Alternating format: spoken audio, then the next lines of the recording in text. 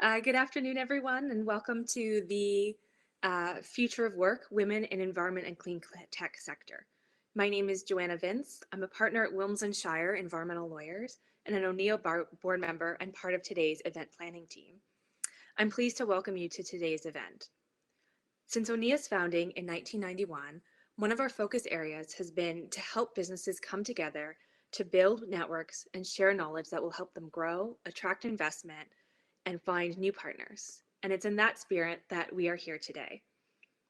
Since we regularly survey our members and the broader sector to check in, to see what their issues are, and to generally monitor the health of our growing sector. In our last survey, one of the major issues that was flagged was holding back growth was the challenge of finding, hiring, and keeping good employees. The companies surveyed were largely concerned about the future of their workforce. We know that younger workers value and expect inclusive workplaces. We also know that women already make a significant contribution to the companies in this sector. However, the proportion of women in clean tech and the environment sector has remained consistently low for the past 15 years. So that's the focus of today's event. How can we talk about future workplaces and the important contribution that women can make to them? Given that this event is about inclusion, and given the recent developments in Kamloops and the ongoing tragic legacy of residential schools in Canada, we want to take a moment to offer an acknowledgement related to Canada's Indigenous people.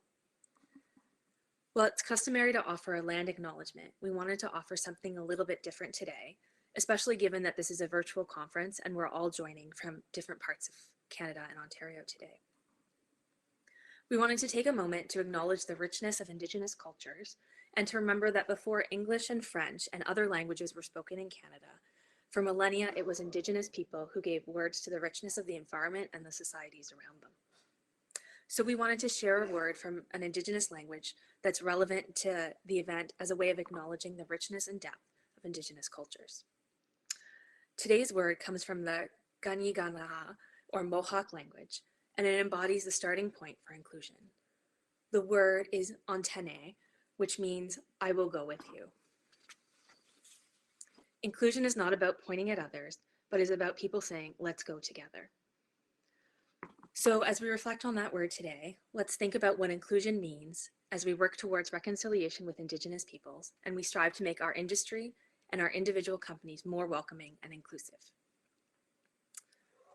When ONEIA first started planning this event, a number of companies stepped up to support us. I want to take a moment to thank those sponsors for making today happen. So a very big thank you to Eco Canada, to Walker Industries, to Waste Connections of Canada, and to MTE Consultants. And you'll see all of their lovely logos here on the slide that Janelle shared. Also, an additional thank you to Women in Renewable Energy Network, who are partners with today's event. I'd now like to share a quick message from our title sponsor and ONEIA supporter, Eco Canada.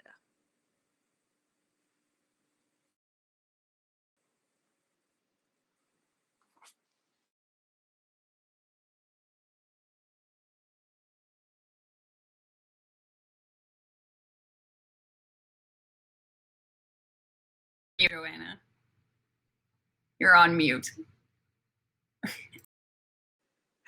I've just been told I'm on mute. Okay, so sorry about that. Still getting used to the new platform. Thank you again to all of our sponsors and to Eco Canada. That was a very lovely video about what you do. And thank you for joining us today. We do appreciate you taking the time today. I'd now like to introduce Yana Jay, who's the Senior Manager of Marketing and Sales from the Environmental Careers Organization, and who will be our MC for today. So Yana, thanks for agreeing to MC, and over to you.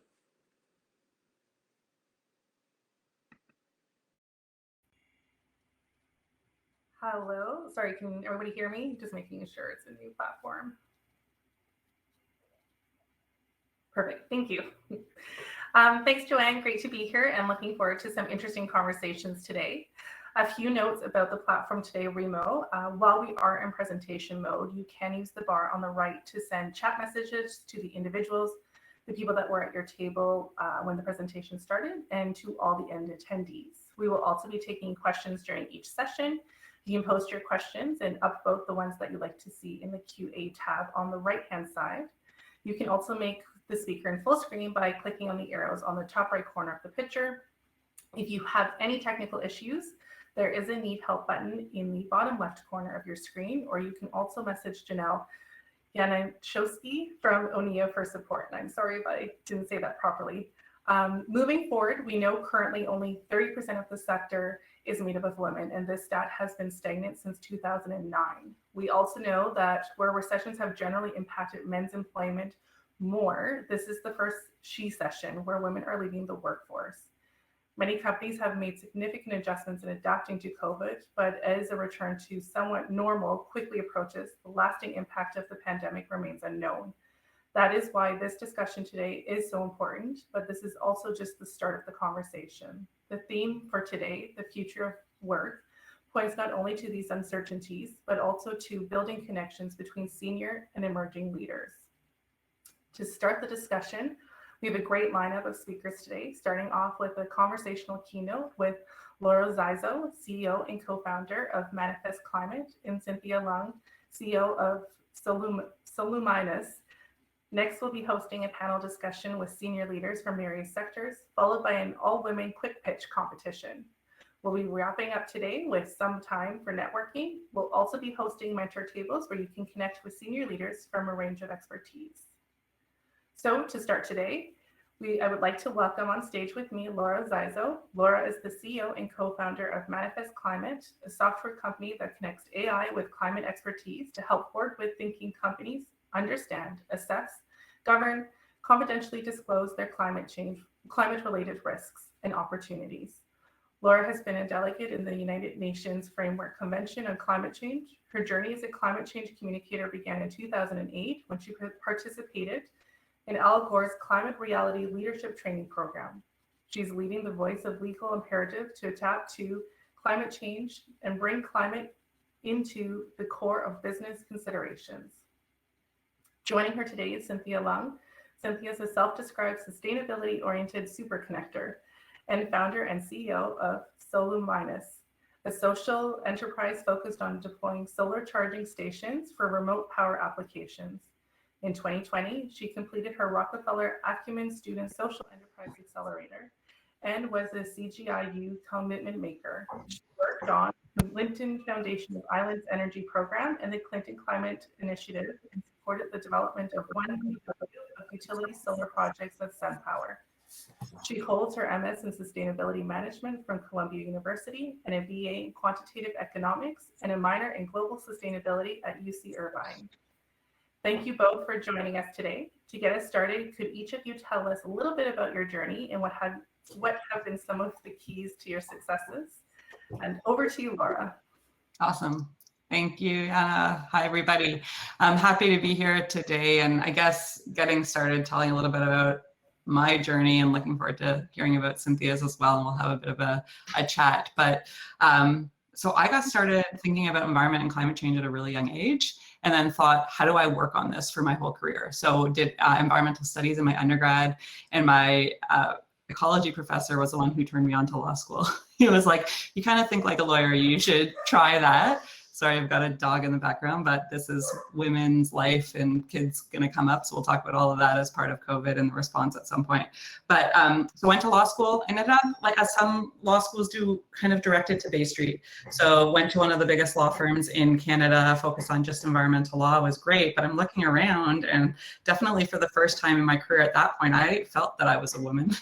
I felt that like, oh, I'm really innovative in how I'm thinking about this, but that's not really what I can do here. So I started the first law firm in Canada focused on climate change in 2009. And we did a lot of innovative contracting. We did a lot of carbon offsets. And that was after being inspired, as was mentioned in my bio, by Mr. Gore, and being the first set of Canadians trained for the Inconvenient Truth slideshow. It's now called the Climate Reality Project. But it was really interesting. We'll get into that, I think, in the discussion, Cynthia. But over the course of my career, I've realized we can't scale this fast enough. We can't scale the services we're providing as professional services leaders with professional services and people alone. So right now, Manifest Climate is a software as a service business. I'm now a tech CEO.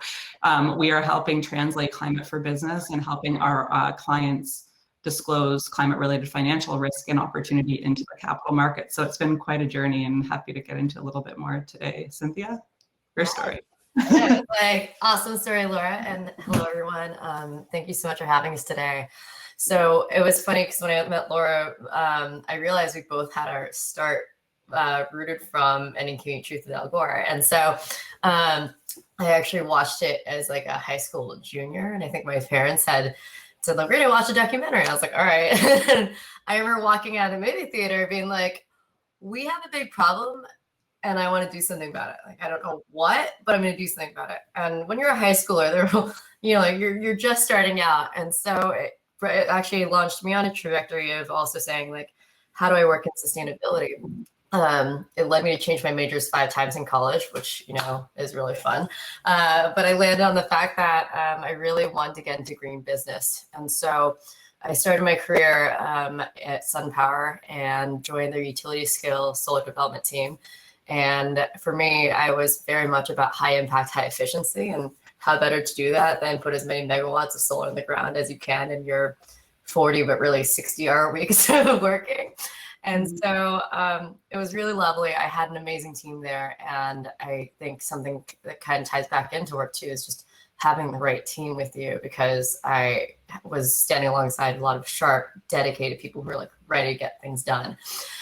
But I also noticed when I was there that I went to a solar conference and I walked into a room and I was like one woman out of every like 20 men. And then of the people there, like the attendees were mostly men, and then some of the women were in the booths, and I was like, and the women were scattered otherwise as attendees. And I was like, this is weird. I was like, and that's when I realized I was like, there's an issue here.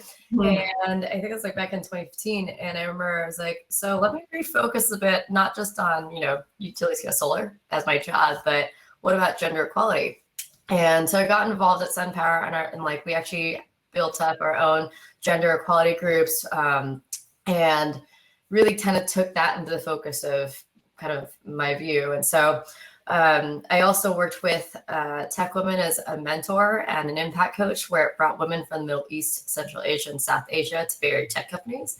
And we did 1-month mentorships. And that really kind of opened up my eyes beyond just gender equality, but really like internationally looking at gender equality and really gender equity. And so it kind of opened up my eyes to realizing that, like, I really cared about solar development, but I also cared about international development and gender issues. And it made me take the leap of faith and go to grad school. And so I went to Columbia to get my MS in sustainability management and really think about, what do I do next? I think the guiding question in my career has always been, what is the greatest impact I can make in sustainability? And while I was at Columbia, 2 things kind of came to the forefront of what I was looking at. It was 1, equity in sustainable solutions. And then 2, how do we help people in their most critical time and need in disaster response? And so I ended up forming Soluminos. Originally, as a company, I was focused on building our own solar charging station for disaster response using second life EV batteries, which is all really amazing and cool to do when you're just trying to peel together all the pieces and integrate them into a way that actually fits a problem that exists. And as any entrepreneur will tell you, we also pivot a lot. So with the pandemic, we were no longer flying anywhere. We're also not flying batteries anywhere.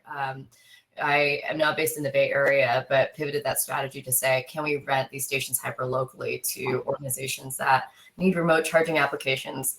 And so that's where I'm at right now, where it's just been this really winding journey of my career to find ways to figure out, like, and reassess constantly, like, what do I want to work on now, and what do I see myself working on 5 years from now?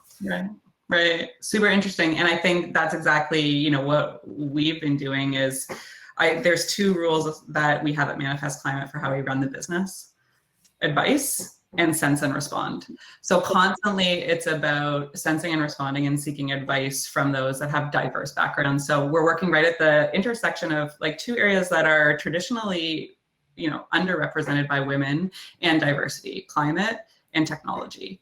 And we recently raised a seed round of financing, and I shouldn't have been surprised, but I was surprised at how little representation there was from anyone other than white guys. So there was just a lack of representation in the venture capital community on that. And I actually am the first female CEO of our lead investor that they've ever had in the portfolio. So, and I pointed that out during the negotiations, and he was like, we're changing that. So I think there's definitely a acknowledgement that needs to happen. But I think to the point of like how we got here, it's like someone once said to me, if you don't feel uncomfortable, you're not paying attention, right?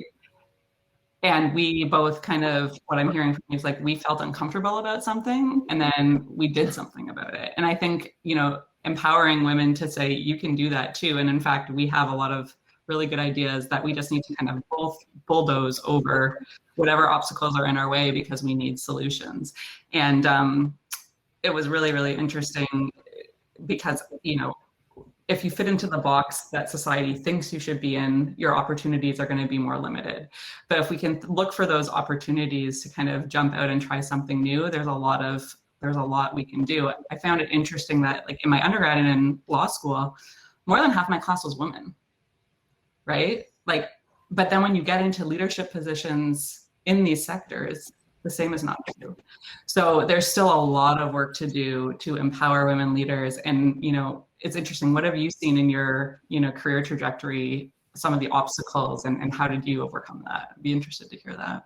Yeah, and I'm going to flip that question right back at you too. It's like, it's really interesting too, because I think one of the things you talked about too, which is like women being a majority class here in law school and like seeing that like filter in the top. I mean, my major in undergrad, I was like one of 5 women in a class of 60. So also if you think about like how that leads into the workforce too, it's like the proportional piece of like, well, if you were to say that equated to the workforce and you have like 60 people and like 5 women. And I think of how like looking at companies too, you'll see that maybe the better companies, right, will have like 60-40 women, men. And then as you go to the next level, it gets like smaller to your like managers and to your directors get smaller. And then by the time it gets to the board, you're like 1 or maybe 0. It's like, and I think it's really interesting because like, thinking about that too, and like obstacles, I think of how like it's hard for women to move up as leaders. And I think it's changing, it's shifting, but I think there's we need to almost think of like why and where that root cause is, and like, how do we get to the point where by the time the resume reaches a hiring manager's desk, that woman, regardless of whether she's a woman or man or whatever it is the most qualified person, like candidate to be there. And so one of the things I think about when it comes to like obstacles, maybe I don't know about some of my career because I've kind of like worked through that. Like I'm usually one of the few women in the room. Is like, how do we support women earlier in their career or even in education and higher education and facilitate that so that women and girls are like welcomed into this fold early on to say that like, these are the areas or trajectories you can take. These are the internships you can take. And so by the time that like, if I were hiring someone new, their resume reaches my desk, I'm like, done. Like, there's no question. Like, you can take the names off the resume and that's the best candidate. But yeah, I think also the other obstacle too is like, learning to find my voice. And I would like, if I'm curious if you have that same experience too, but like early on in my career when I started at SunPower, I started off as an admin. I was sitting in the room and I was in a room full of MBAs from Haas Business School at Berkeley. And I was like, what do I have to offer here? I was like, I'm really excited about this, but what do I have to offer? And even I moved to an analyst and I still ask myself, like, what do I have to offer? And it really was a lot of mentors who stood behind me that helped like support me in a way that said, your voice is important. And I try to tell people who are starting their company, like, your voice is important because you have a fresh perspective that people here who've been here for years don't have. And even then, if that's the case, like, and you don't feel comfortable yet, like, let's start talking one-on-one. Let's create ways for you to be comfortable in sharing your voice. And let me be supportive of you, not just in a one-on-one setting, but maybe in a meeting. Like, I can amplify your voice if that's the case. And so I think actually when I think of my own personal obstacle, it was learning to have confidence in what I say and knowing that it added value to the discussion. And I think the best advice I got from someone was like, if you don't know what to say, like if you're about 70% of the way there, just start talking. You'll figure out there's still 30% while you're doing it. And I always had this mentality of like always 100%. Like I need to know exactly what to say. When you wait for the 100%, someone's already said the idea, they've moved on the conversation, and you're left with the perfect thing to say and no time to say it. So yeah, and we can do that as leaders. We can, and just people participating in any conversation, we can ask for people's thoughts to give them that confidence. Like I even notice in my own business, I ask, and it's predominantly the women, like, what do you think about that? And then when they tell us, it's really good. So it's like, hopefully we don't have to always be prompted for that, but we should be asking about that more. And I think something a little controversial, but I think it's important. We talk about women getting confidence in their career, and we talk about, but there's a biological timing issue that is it's a real thing. So when I go into, so I have twins, they're 10 years old. I had them when I first started my law firm. It was really hard. It was really hard, and it wasn't planned. It's like my twin pregnancy, the first year of starting your own business, it was hard. And when I got out and like got through that really hard period, and I went back and was asked to like speak at the law school, lawyers doing cool things, you're starting a climate change law firm, you're creating a new type of law, like great. I would always talk about like, what's your plans for family? What's your plans for like integrating life and career? Because some of the best advice I ever got was don't wait to do the rest of your life until your career gets settled. Because then I think that this is just my own theory. I think that has to do with some of the, lack of leadership that we see. It's hard when you're if you want to have kids, and if you're in those child like rearing years, you need a lot of support around you, and you need to be able to like plan for that support. And I think me doing it early in my career and needing the support of my husband, nannies, people around me, that there was no other way to do it. I didn't have an alternative because we wouldn't make money. I didn't have a mat leave. I didn't have anything. I need to pay the mortgage. So I can't do everything. And I realized at a really early age, I needed help. I needed help with the family stuff so that I could focus on what my special gifts were, which was dedicating my career to the climate crisis and making sure we could build a business. And I think we often don't talk about that. We tell women, focus on your career, focus on your career. I think we need to put our careers in the context of our life and the life that we want. And this idea of separating, work and life and work-life balance, I think that's a bit of a myth. And we need not just the women to step up and be part of the conversation. We need the whole society. We need partners, we need parents, we need childcare. That all needs to step up and support women so that the diversity of our ideas get to be at the table. We need all those ideas. And I think we often don't talk about that. We think it's taboo. So bringing that point up here today. Yeah, no, I think that's a really great point. And I think I'm curious, because one of the questions that popped up too was, who were some of your female or male mentors who inspired you to persevere in your career goals? I think tied into your, what you've elaborated, right? It takes a village. It takes a massive support system.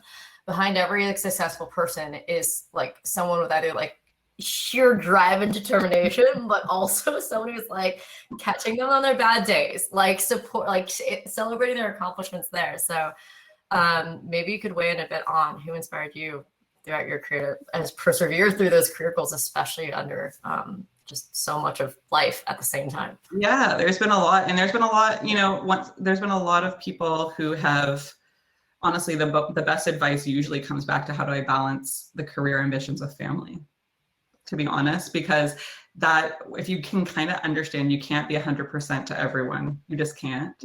And thinking about how you balance that from the beginning, and don't wait to try to figure it out, do it as soon as possible and prioritize the life you want. For me, that's, my kids. It doesn't have to be kids. It can be other things outside, but it's going to get you to be the best person you can be, and then be the best, business leader you can be as well. So early mentors that gave me, again, like the confidence in my ideas, pushed me forward, brought me into the conversations, said the voice was valuable at the table, and then also supported some decisions. I often would get asked, sorry, there's a little bit of echo. early in my career to take a job, right? Like when I was an entrepreneur, it's like, come and work here, work at this law firm, work at this bank. And the best mentors were like, you don't want to do that. you don't want to do that. Trust me. And so those types of people that say, just stay focused, don't take the easy way out. Sometimes it's going to be harder in the long run. That's been really, really important to me, to kind of have those sage people that provide advice, and not just, you know, older, more established people that are younger. This diversity of mentors that we can have to make sure that we focus on what's important to us and what's valuable, and then bring people along with us on this ride. So really what I'm trying to do is create a platform for people to do their best work on climate. And we have to think about, to do your best work, you need self-actualization, and it's not descriptive of gender. It's about more diversity. It's about more self-actualization at work. So anyone that has been giving me advice along the way about how to get that, I've been very grateful to. How about you? Has there been some specific folks that stand out in your mind? Yeah, so many. It's like, yeah. Also to just have like one mentor, I was like, it's funny. There are people who've been my mentor who don't know they're my mentor. Like I just go with them like, hey, I'm like kind of in this thing, or like I'm thinking about my career this way. What's your feedback? And like, and they would just give me like feedback sometimes. And it was really great. But one of my kind of like first and probably most critical mentor came out of college. He was my first manager at SunPower, and I remember, again, I started off as an admin there because 2011 was like a downturn in the job market too. So I was like, oh my God, like what am I gonna do? I was like looking at any job possible. Found the one at SunPower, and I remember he was like, you know, I know you're starting off as an admin. You have a very great background, but if you promise to stay for more than a year, I will mentor you, I'll train you and take care of you at this company. And if you ever hear those words coming out of someone's mouth when they're hiring you, like, I mean, negotiate that pay. Like, do not just sign the letter, but oh my God, sign the letter. Like, he turned out to be like someone who always just like looked out for me, and always was like, hey, did you take advantage of your benefits and like contribute to your retirement? Because you get a little like free matching too. Like, not to be not to be too dad-like, but you know, just keep an eye out for that. And I was like, okay. But also he was the one who said, hey, like, how do we get you to speak up more? And I remember one time he would be like, you know, I was like, I'm going to start asking you, what do you think? Right? Like, that's a really powerful question, actually, to ask people, especially if you're a manager now, to ask your reports or your employees or other people who might like, it's like, you know, they can give you all the problems and say like, this is wrong, that's wrong, this is wrong. And you're like, well, what do you think about it? What do you think you do? And he would pose that question to me, and he'd be like, I'm going to stop telling you what to work on. I'm going to start asking you what you think. And it actually prompted me to be like, oh, what do I think? Right. It was just like, and I already like, I got thrown off the deep end once when I was supposed to like given the opportunity to lead a call of lawyers. So Laura, you'll appreciate how expensive this call is. And I'd be like, hey, Cynthia, what are we talking about today? And I was like, oh my God, this is $1,000 call. I need to get my act together. So it's mentors who like will give you the opportunity to fly a bit, but not like drop you off a cliff. You're like, here's a little leap, and we're like, and I'll you that way. I mean, I've also had some like great mentors elsewhere who just like had just honestly, because mentors are just people who have experience or knowledge that you don't. And I think that's a really important thing to recognize, that age is not necessarily the defining factor of whether you can be a mentor or not. And so when I think of that, like, I just keep a very open mind and like, who is this person I'm speaking to now, and what can they teach me next? And they can actually mentor me in different ways that I did not expect them to. Yeah. There's someone said, what advice would you give someone to become a mentor? And the one thing I think about is not just mentor, but champion, right? Like, women in particular need champions. We need people who say, that was a good idea. And rightly or wrongly, one of my mentors once said to me when I was saying like, I know I have a great potential. How do I get more clients? How do we get out there more? And she said, and this is another provocative statement, but they've asked us to be, she said, get a guy to stand beside you and say what she said. And that was some advice from a very successful female lawyer mentor that I had. She said, just find someone who thinks you're really smart to say what she said.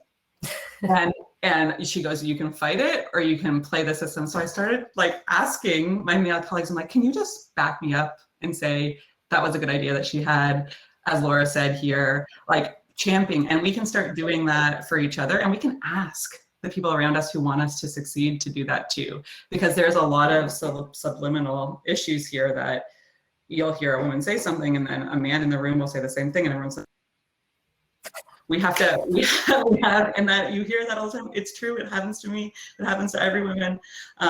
We need those guys to recognize that, and we need them to turn it back and say, that was a great idea, Laura. That was a great idea, Cynthia. And so we should ask for that. The other thing is, someone asked, how did you learn to find your voice? For me, I just started writing. So for me, I just started writing blogs. I created a website. I started writing blogs. I started writing content, newsletters. I was the editor-in-chief of the Journal of International Relations at International Law School. So, I mean, there was some of that background, but people are hungry for content. And if you have something to say, you can get it published.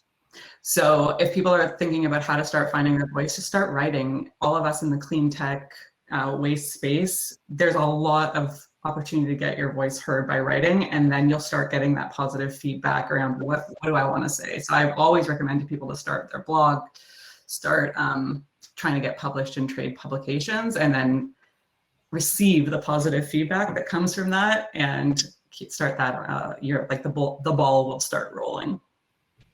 Yeah, I love that actually. I also love writing.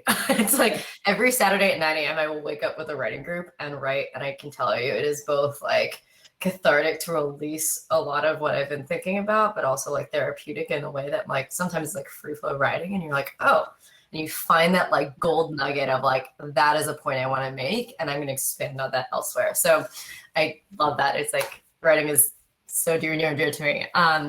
I think as it relates to the question too, in terms of like finding your voice, it's funny. I used to make like, you know, same thing where like, I'll be like, oh, we like in my head, again, prepping my 100% of my thought. And then someone like, I'm like, oh, I should say this. And I say that. And then someone else says it like, or I say it quietly and someone says it like right after me really loudly. I'm like, gosh darn it. Like I was so ready to say that like insightful like piece of genius. And then like, just like kind of like went away. And I think it happened enough times, and I think that people else like that. I was just like, you know what? Like no one else is gonna help me out of the situation but myself. And I'm fortunate that there's someone who's actually being supportive of me to do it. And I think there's a part of this that has to say, like finding your voice is also understanding that like you were the only one who can step yourself out of that to like build your confidence up, like to represent yourself. Like no one else is gonna represent yourself better than you do. And I think that's important to know because I think it centers the control on yourself to do something different about the situation. And so you have control of sharing your voice. You have control of speaking up. You just have to do it. So in order to do that though, it's also really scary to be in a meeting where you're like 8 people strong and you're like, how am I gonna say it right now? Do it in settings. Like do it one-on-one, practice it with one other person first, right? Maybe if you're not even speaking up to another person, like just be like, hey, my peer, like I have a thought about this. What do you think? Again, just keep practicing with people who you're comfortable with. And that's what I did. I started off with the people who I could relate to as friends at work. And I was like, I'm just gonna like bounce ideas off of you first before I go into the lion's den, right? Yeah. And then I started to do that in small groups. And I was like, all right, I can do it in a group of 4.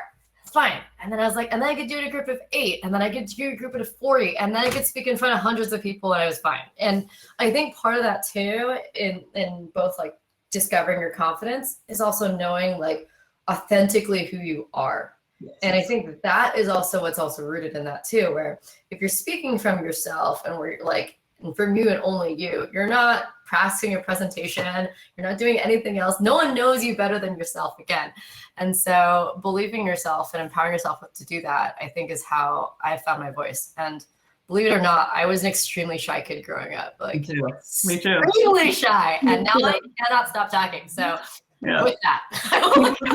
People can't imagine. I'm like, no, literally, I was like hiding behind my mother's legs. They put me in competitive dance and like made me go on stage. And I think that was the best thing for me to kind of like realize, oh, I can dance on stage in front of people. It really gave me some confidence. I think the point that you made about just trying is so important. And here's a mantra I'll leave with people that before I press send, before I talk, it's always in my head. Good enough for now, safe enough to try. Good enough for now, safe enough to try. Is it good enough for now and safe enough to try, right? Like, is anything really bad going to happen? And it sounds a little negative, but that's how I made the decision to start my own law firm when I was 27 years old. I said, some people that came out of law school did so when they were 30. So if I get started again at 30, if this doesn't work, it's going to be okay. And so I think it's safe enough for now, like good enough for now, safe enough to try, and just get out there. Yeah. I also wanted to ask you before we're like too far up on time. But I think like, let's see, there's a few things. I don't know if we want to talk about COVID or if we want to talk about how we kind of move up from the entry level up to the management executive, and maybe which one are you feeling? Whatever you want, Cynthia. Let's go. How about in terms of, I think on this same note, like, so can you talk about some key actions to get women more involved in the entry level, and how we can also get them more involved on the management executive level? Yeah, I think we have to make decisions to get them more involved and make active decisions to get them more involved. And it's so easy to just go with people who have experience. I see it in my own career. We have to hire people who've done this before. And if that's the case, like, we're going to miss out on a lot of diversity. And I think we have to have a mentorship. We have to be okay with bigger teams that have support, but bring other people along and have that diversity as a requirement of how we do business. So I think, thinking about experience a little bit differently and thinking about diversity as just as important as experience. What about you? I think that's a great point. Because my MO used to be high impact, high efficiency. And then I realized, I was like, it's actually not high impact, high efficiency. It's high impact, high effectiveness, high efficiency. Mm-hmm. You can't be efficient before you're effective. Right. And I think to your point, that talks about teams, right? You're like, it's going to take a little more time. It's going to take more people, but we'll be so much more effective in what we do than if we just hire someone again and like hire someone again. Like, are we looking at a long-term goal to actually grow beyond that? And so I think about a few things. One of my mantras is talk, connect, collaborate. And what I mean by that is, like, when you talk to each other, you can connect on different ideas, they can relate to each other. And when you connect on these different ideas, you can collaborate to affect greater change. And I think that's really important, both on a career level, it was important on a team level, and it's what we have to do in terms of making that future more diverse and equitable, because we're going to need those different opportunities or different perspectives as we move up the ladder. That all being said, for anyone who's in senior management right now, like, really practice inclusion, focus on who's speaking up in those meetings and how often are they speaking up. Are people getting airtime who have been silent the whole time, and how do we create space for them to do it? And what I'll leave that with too is, I'm an extrovert. Introverts might need time to write and put their thoughts and ideas down. Maybe do a better practice of giving materials out before a meeting so one can prep as much as they do. So the extroverts, or hopefully extroverts, we do prep too, by the way, but they don't just own the meeting and they're we're going to talk the whole time. Allow people to write their thoughts and come prepared, so that maybe there are people who need to be 100%. Maybe we can give them a little more wiggle room so they're at 90, so that they can actually speak up in these meetings. Well, it was really great talking to you today, and hopefully this was helpful for all of those in the audience. I think Jana's here to bring us back. Yes, I am, but I just want to say thank you so much. I personally learned a lot out of that session and was laughing along with both of you for some of it as well. So it was very entertaining, but also very insightful. So thank you. Yeah, of course. Thank you for having us. And feel free to reach out to me on LinkedIn, elsewhere. Just note where you found me. I'll be happy to know. Thanks, everybody. Thank you. Thank you. So just moving on, I just want to say, in lieu of speaker gifts, we will be making donations to the Indigenous Clean Energy, who works with Empower First Nations, Métis, and Inuit participation in clean energy sector. Their work promotes energy, democracy, Indigenous leadership, youth participation, ecological protection, and climate action. Donation will also be made to the Hervolution, which connects young women with unserved communities with leaders working in STEM for career support.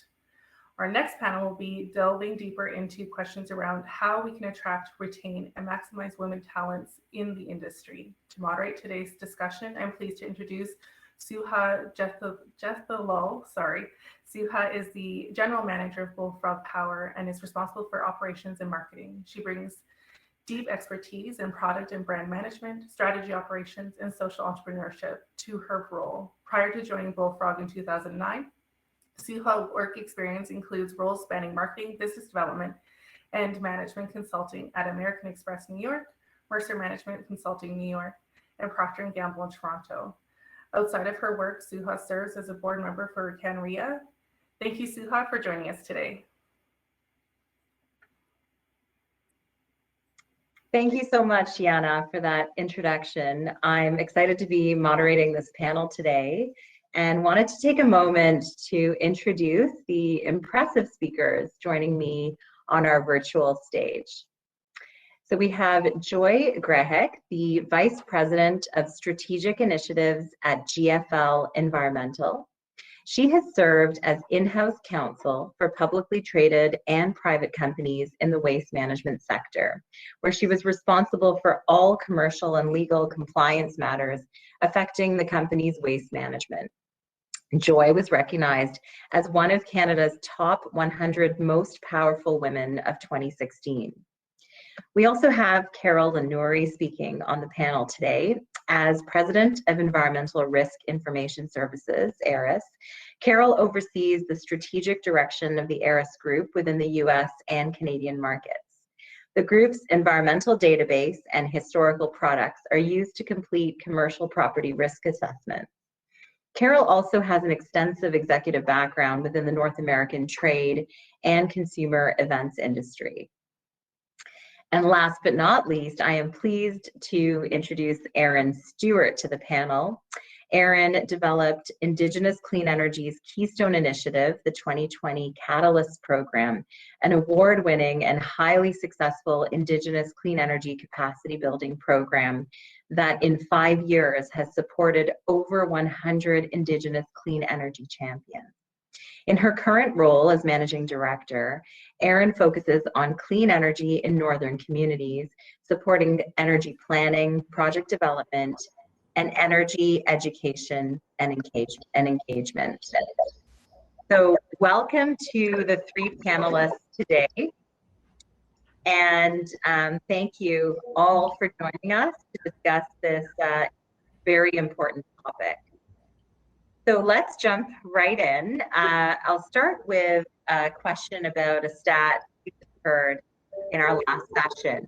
You heard the industry has stagnated at 30% of the workforce identifying as women since 2009. Why do you think this is the case, and what can be done to attract more women to the industry? I'm going to pass it to Joy first to respond. Thanks, Suha. I just wanted to start by saying thank you to Laura and Cynthia. I was inspired by their talks, their keynote. It's wonderful to see young, capable, strong women who are obviously driving growth in this sector. So that's very exciting for me. So just by way of background, I've been in waste for about 25 years. I think it's very true that, particularly in my earlier career in waste, that it was rare to see women at the table. And the 30% stat, I know is from 2017. But I think I have seen more women in the last 4 or 5 years in this sector. As I go to meetings, et cetera, I find more and more often that there are other women at the table. So I'm hoping that as the stats get updated, that in fact that number has moved. But in terms of attracting women, I think particularly in the waste sector, people don't see waste as, a particularly welcoming environment traditionally for women. But I think at companies like GFL, the more that you see women in, senior executive roles, the more that we encourage other women to come into the waste sector. So certainly, at GFL, wherever I have the opportunity, I've taken that opportunity to encourage women to join GFL in senior roles. And I think, for example, when I stepped away from the general counsel role, it was very important to me that the person I hired to replace myself was a woman. And the result of that is, of the 5 executive managers at GFL, 2 of us are women, so 40%. So it's very unusual in the waste industry. So it's about, being in positions of power where you can have an influence and begin to promote women within the organization. And we have developed a Women in Waste program that is designed specifically for that, to encourage other women to come into the waste sector. And then once they're in our business, to support them both formally and informally through various mentoring programs, not just women mentors, but men mentors as well, in terms of helping them find their voice, as Cynthia and Laura spoke about within our organization. So I think those are things that as we see more women in positions of authority within the waste sector, that we will see those numbers go up. I'm quite confident that will happen. That's a good point. I have actually seen that as well. Some more women at the table. I'm wondering, and we'll talk about this a little later, how much that's going to be impacted by shift due to COVID and people making different decisions. We'll talk about that in a bit as well.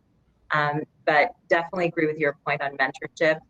I'll say in my own career, it is actually a few male mentors that have really pushed me forward and helped me, even as I had children and so forth, flexibility and working around other issues of work, life and home life balance. So I agree that it's the female mentors and those male mentors that are really important. Carol, did you want to add to that? Sure. I have a couple of comments, I guess. It's interesting that sort of only 22% from 2017 to 2020, only 22% of undergraduate engineering students are women.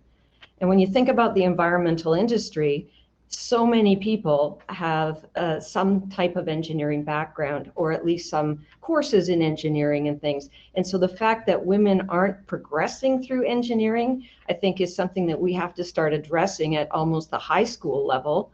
I know when my own son was going through choosing which courses to take to get into which programs at university, it was really challenging. And I think they need mentors, right? They need people that can help them progress and make right choices.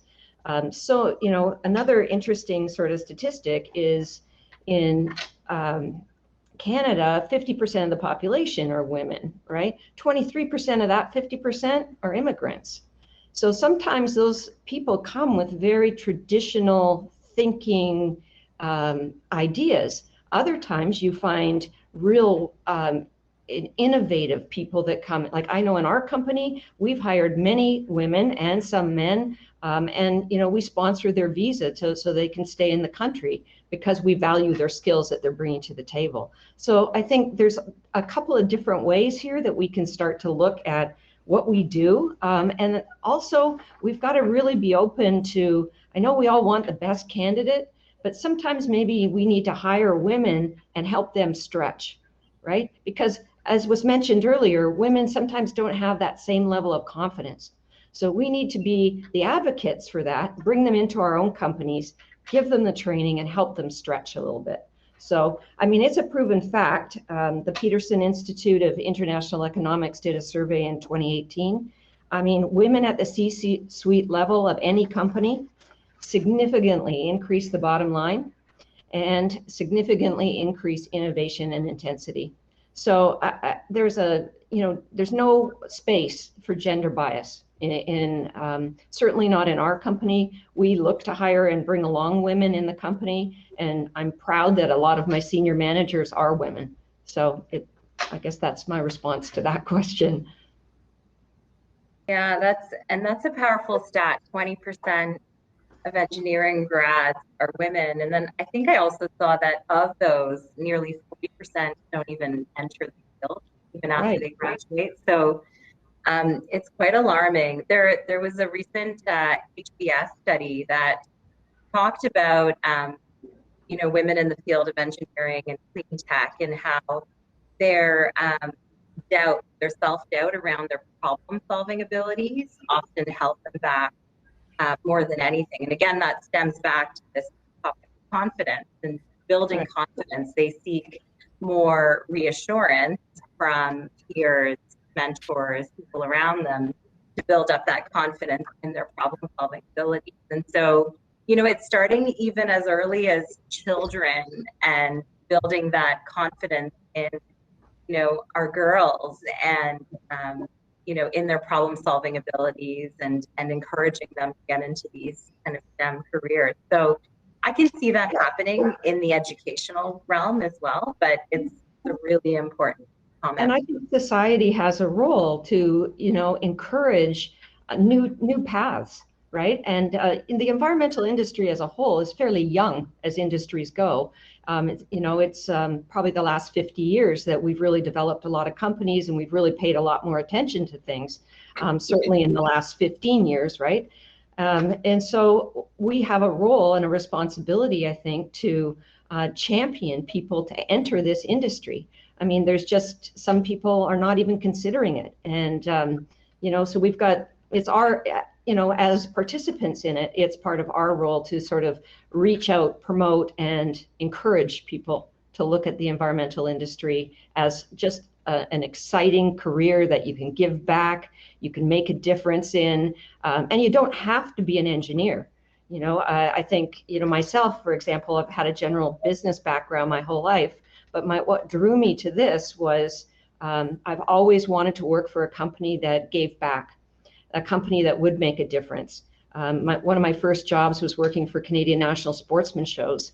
And what attracted me to that was not necessarily the show business, but the fact that they had a philanthropy.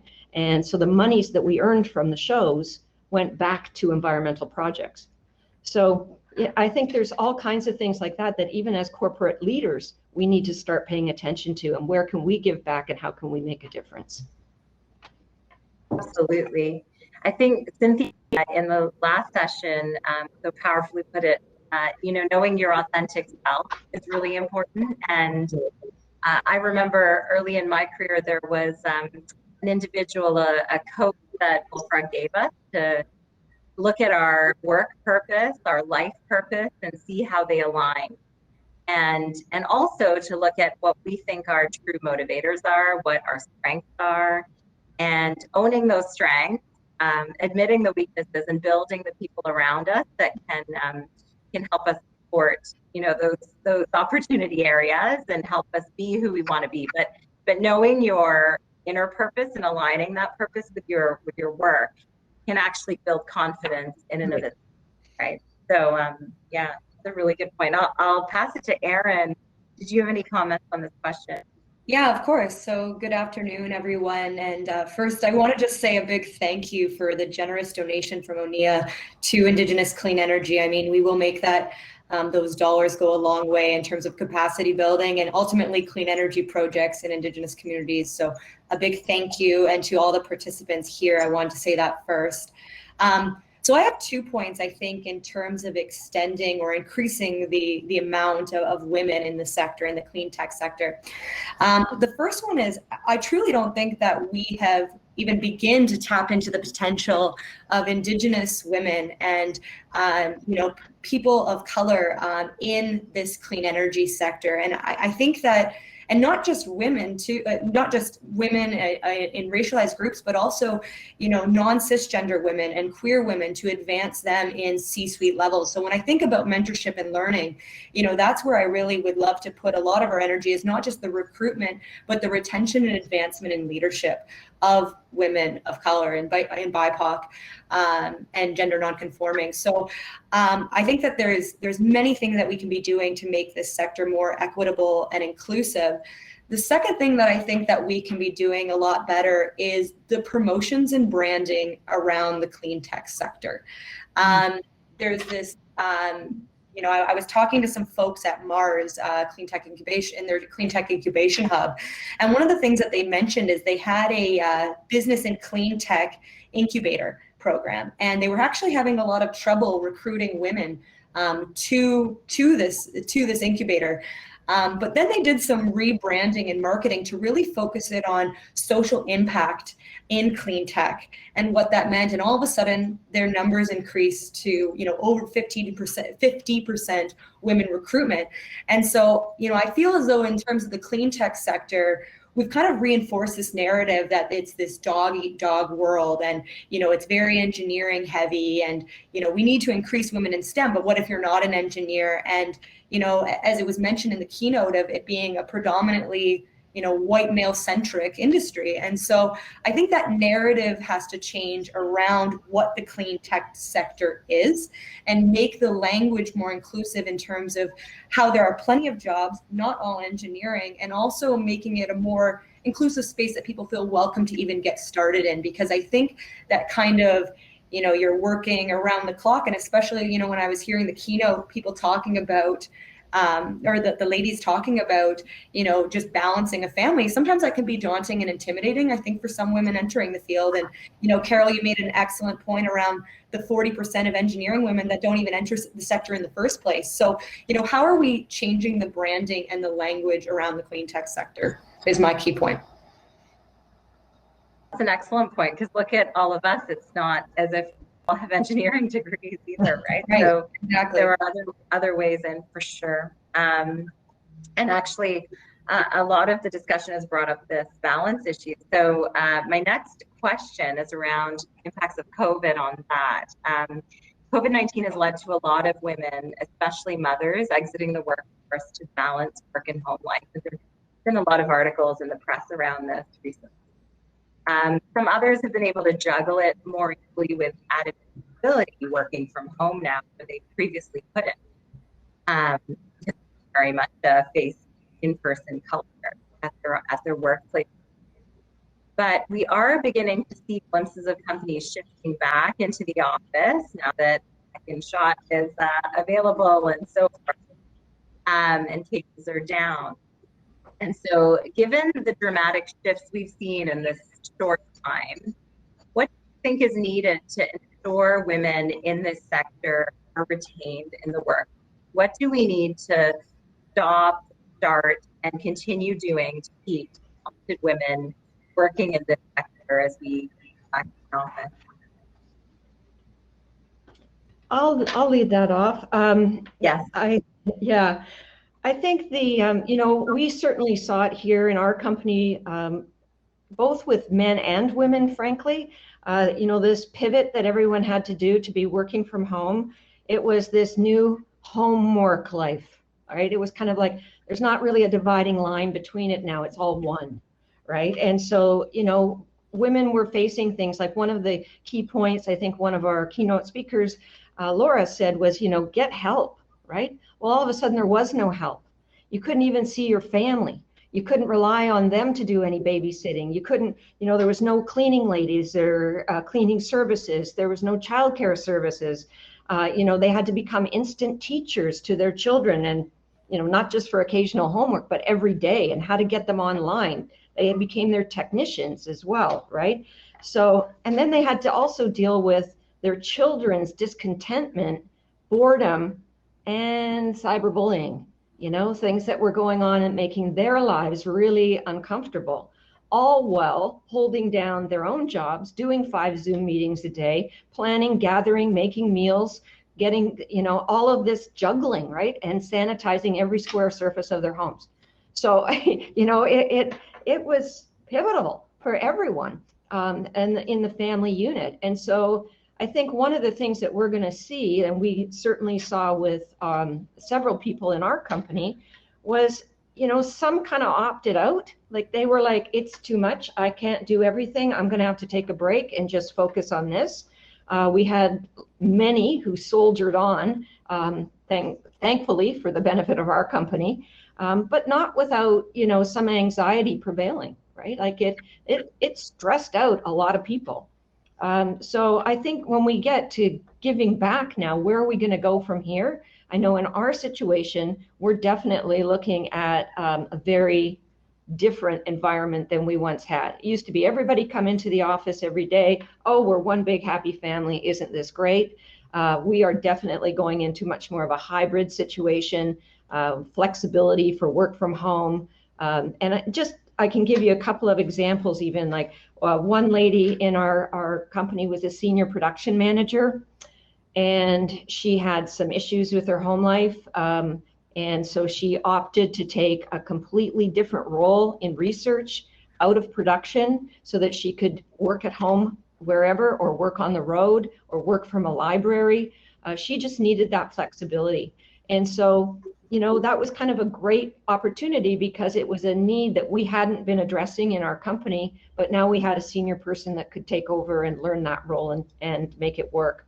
And then we had another lady who was fortunate enough to have a baby, but a baby during COVID meant no family support, no childcare, all of that. So her maternity leave ended and she wanted to come back to work, but she couldn't find anyone to look after her children. So she ended up working part-time, and we were able to fulfill another role with someone who opted to go back to school and take online learning. And so she wanted to work part-time. And so then we created a job sharing opportunity.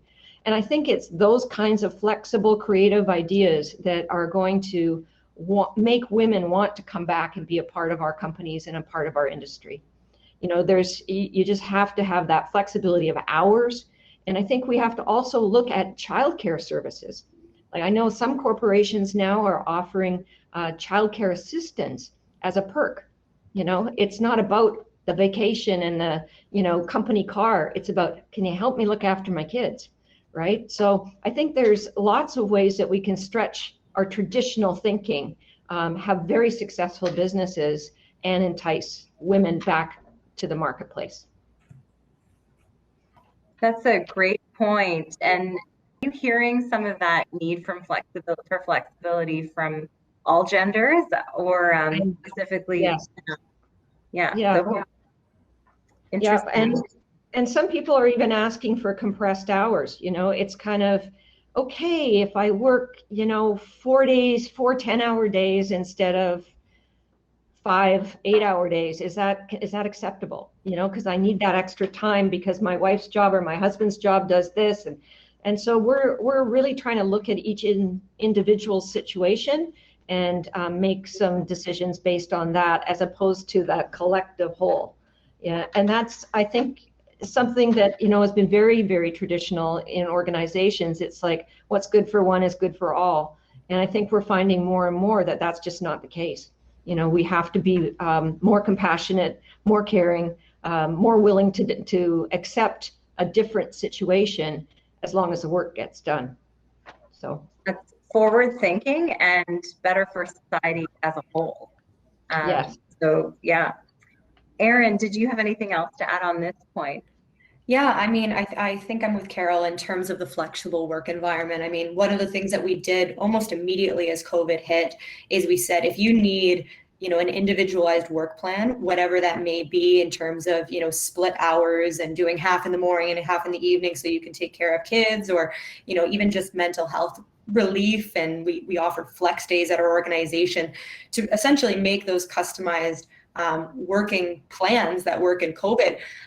But I do think in terms of the start, stop, continue part of the question, the start thing that I think we need to be doing is looking at people as individuals, and that each of their individual lives are so unique and varied in terms of both their educational backgrounds, but also their personal situations, and acknowledging people where they're at, and making sure that we can actually truly have a working environment that is inclusive and supports them in their home lives as well. So that's the start.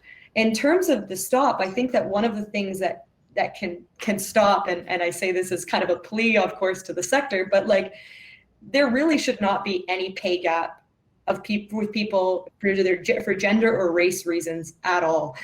Because, you know, when we talked about some of the childcare services and, you know, the house cleaning services, if you can't afford those services, you're at an automatic disadvantage in the sector. And I think that needs to stop right now, because, you know, if we continue to pay people at not a wage that they can have these amenities, then how are they supposed to advance in their careers? And in terms of the continue, I think, you know, continuing flexible work environments is something that, you know, I'm really looking forward to and seeing what we can advance. And I too have seen this with, you know, both male and female looking at that, both male and female in terms of their roles and how they're choosing to make their own choices. So yeah, those are my key points here. Thanks.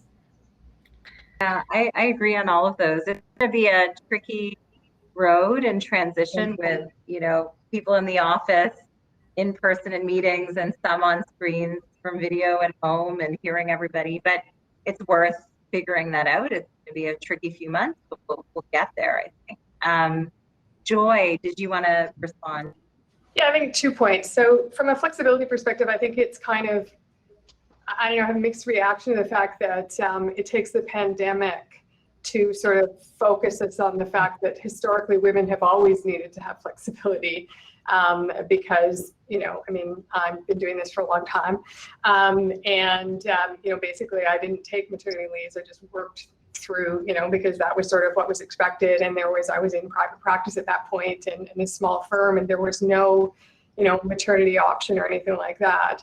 And so, you know, women have been making those kinds of choices all along. And I hope that finally, what it takes is the pandemic to, you know, drive that change, to force people to recognize the need to allow flexibility, whether you're a woman or whoever you are, in order that you can allow people that you get the most from people when you give them the flexibility. And you know, if it takes a pandemic, then that's a great thing that's going to happen, hopefully, eventually, finally, that people will recognize the need to give people flexibility. I think the thing that we struggle with in our sector is we provide, you know, an essential service. So 80% of our workforce is hourly, and there is no option to work from home. The garbage has to be collected off the street.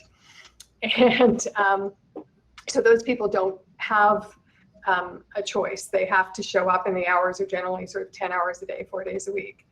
And so that is something that we struggle with in terms of attracting women to roles because those are just the demands of the job. And so always love to hear from other people as to if there are great ideas about other people in a similar situation who have found ways to address that in terms of offering flexibility, but at the same time meeting the needs of the organization and providing the services that have to be provided. I would love to hear those ideas. Yeah, and I guess part-time roles don't quite work in the same way. Yeah, I mean, somebody's on a truck, you can't have them stop halfway through a route. Yeah. The truck and have somebody else come and pick it up, and you know, it just doesn't. Those sorts of things are very difficult to do. Yeah. And yet at the same time, it's you know, when you talk about pay equity, as Eryn was, I mean, if you're a driver, doesn't matter what your sex is, you're a driver, you make, you know, it's a good living. And a lot of women don't realize that, but they have to be able to figure out whether they can do 10 hours for, you know, 10-hour days, 4 days a week to be able to be part of that sector. But there's no wage gap. It's just, you know, you do the job, you get paid. Right. It's just part of the role. I mean, if there are any suggestions from the audience, they can pop it into the chat. That would be really helpful. Yeah. And I do, in the interest of time, we have one more question before we turn it over to the audience for questions. So I'll move there to the last question. There's evidence across sectors and industries that women may have better representation at the lower levels, but get promoted less often than men. And we talked about this a bit in the keynote previously. particularly given the male-dominated nature of these industries, what can be done to provide women with more opportunities for growth, learning, and promotion in the industry? And I'll turn it to Eryn to start. Yeah, thank you. I started working in this sector when I was 22, just fresh out of school, and we essentially started the 2020 Catalyst program and now launched the ICE organization. We've grown to a team of 20 in the span of 5 years. So I'm still quite young and still learning a lot of these things myself. But when I got into the clean energy or clean tech sector, I was very disappointed to find out that there is still very much a locker room mentality in this sector, in clean tech and in clean energy, and specifically at networking events. And so I figured I would share just a little story with the audience, which is, so I was 25 years old. I was the director. We were just forming the ICE organization, and I was moderating a session. I was speaking at a session, and we had also just won an award for the innovation of our organization and our programming. And in a 3-day conference, I was harassed on 3 different occasions. And that in 2018 is still going on in this sector. And so I got afterwards, I skipped the last networking session and I got on a plane, and the first thing that comes to my mind is, what did I do wrong? What happened? Like, why would they feel it's appropriate to harass me? Is my dress too short? It was down to my knees, and I'm contemplating all of these things. But what it was there was no supports or networks there to support that in me in that moment. And so, I really thought about my position of privilege and power in that moment, and that if me as a speaker and as a managing director and winning an award can be harassed like that, can you imagine the women in this sector at lower levels, as we're talking about here, that face that kind of harassment at these kind of events? And so, in that moment, I called the CEO of the conference and said, this is what happened. This has to change. And we need to change the parameters around networking. But if we still have this locker room mentality in a sector that doesn't support women in the same ways that it does men, if they can't go to networking events and feel safe, how are they supposed to grow and learn and get those mentors from men in the first place? And so, I'm lucky to work in an industry and with a team that's very well supported, that I feel very well supported. But, it is a concern for me constantly of how are we ensuring that women are given the same opportunities as young men in those networking sessions. And so that's what I think can be done to provide more women in opportunities and advancement, is we need to make safer environments for them. And so, yeah, that's my closing point. That's a really tough experience, but it can, it fueled your fire to act and do something about it. But for some, it just belittle them completely, right? It's really hard. Well, I mean, when you have a sector like clean tech, we talked about the 30% in clean tech and environment. Clean tech, it's less than 20%, it's about 18%. And women in leadership roles, it's only about 5 to 6%, right? So when you have such a minority group that's leading in a sector, it's quite pervasive. And so, unfortunately, my situation, that's the key problem, is it's not isolated. And I think we need to continue to make sessions and opportunities to network, safer. So, yeah. For sure. I think we've all had harassment situations as women in business throughout our careers. And, it's not a good situation. But I will say, I think, too, you sort of start to develop a little bit of a tough skin. Yeah. And you learn how to manipulate your way around some of those situations because you have to. That's unfortunate, but it's the way it is. And there was a question that came up here, and I think it's, how do you get around, if you're a junior employee, how do you put forward these ideas? How do you get the white guy at the top of the company to pay attention and make change, right? And my advice to you is be respectful, do it diplomatically, but never give up. Just keep going, because they will make change eventually. So that's what I would say. Yeah, I think, making mentors, finding mentors is really key. People that are there to advance and help and support you. I really loved the keynote. It was probably one of my favorites, actually, I've listened to. But, I like the idea that it's good enough for now and safe enough to try ideas that Laura mentioned, because, I think if people are bold enough to speak out and speak up in conversations and in meetings, it's a great opportunity to try to advance. But I think finding those support networks around you is really, really key, because they're going to help you advance your career, for sure. Definitely. Joy, did you want to respond to that question?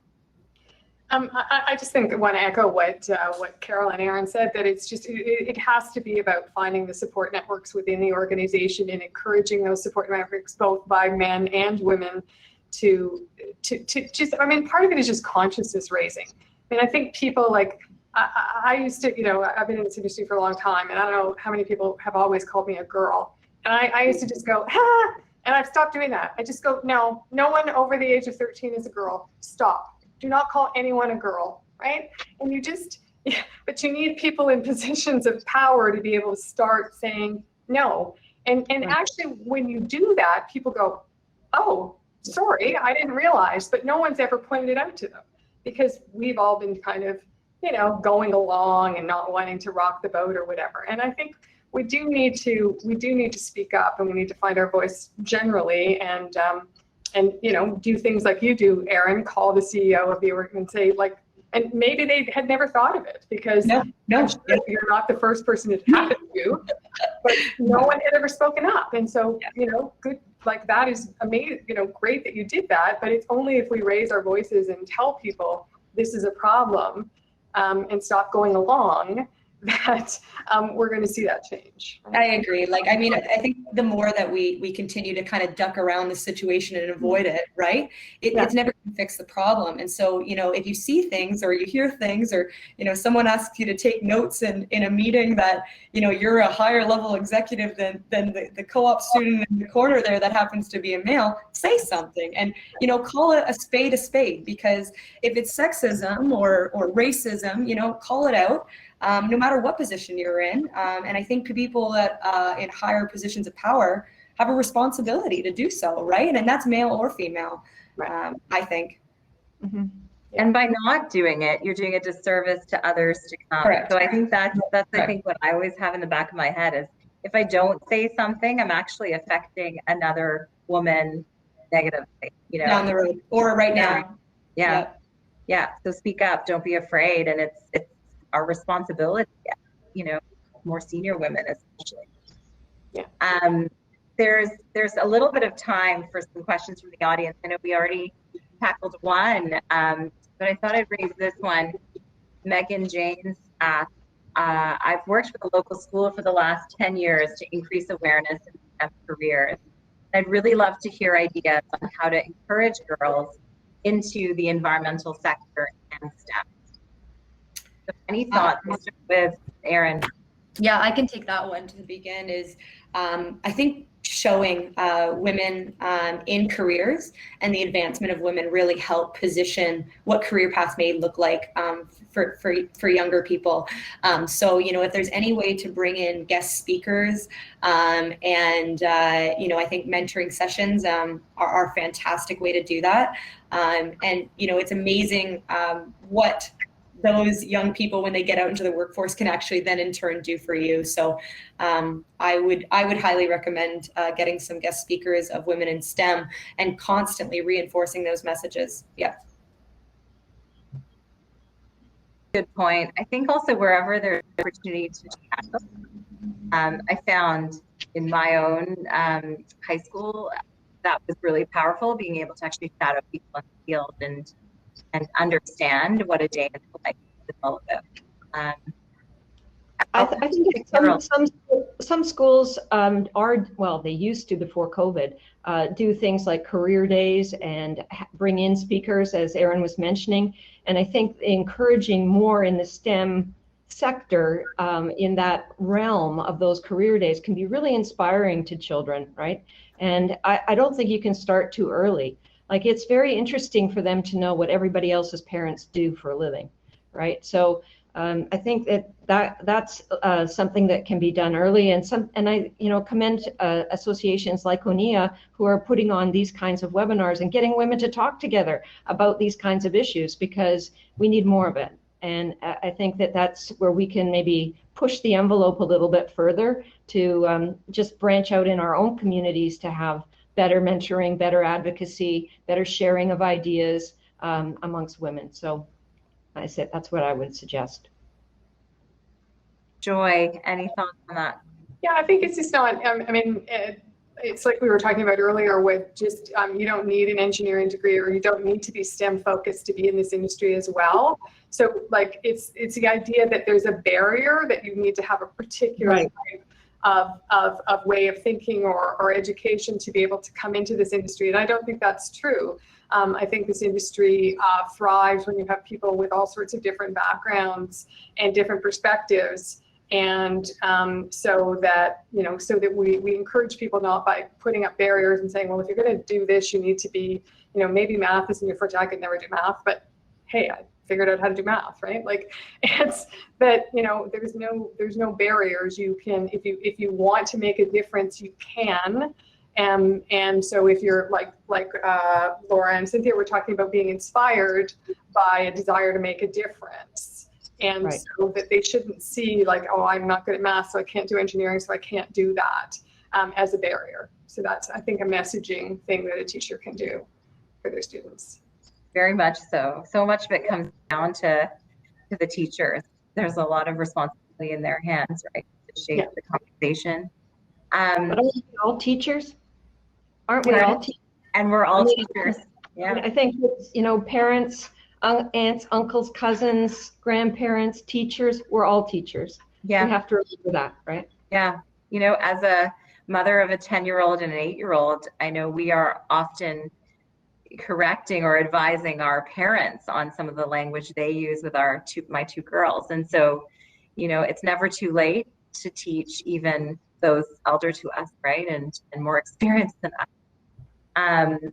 I was also looking, there was another question around how do you encourage discussions about inclusivity at work as a non-senior management employee? Any thoughts on that?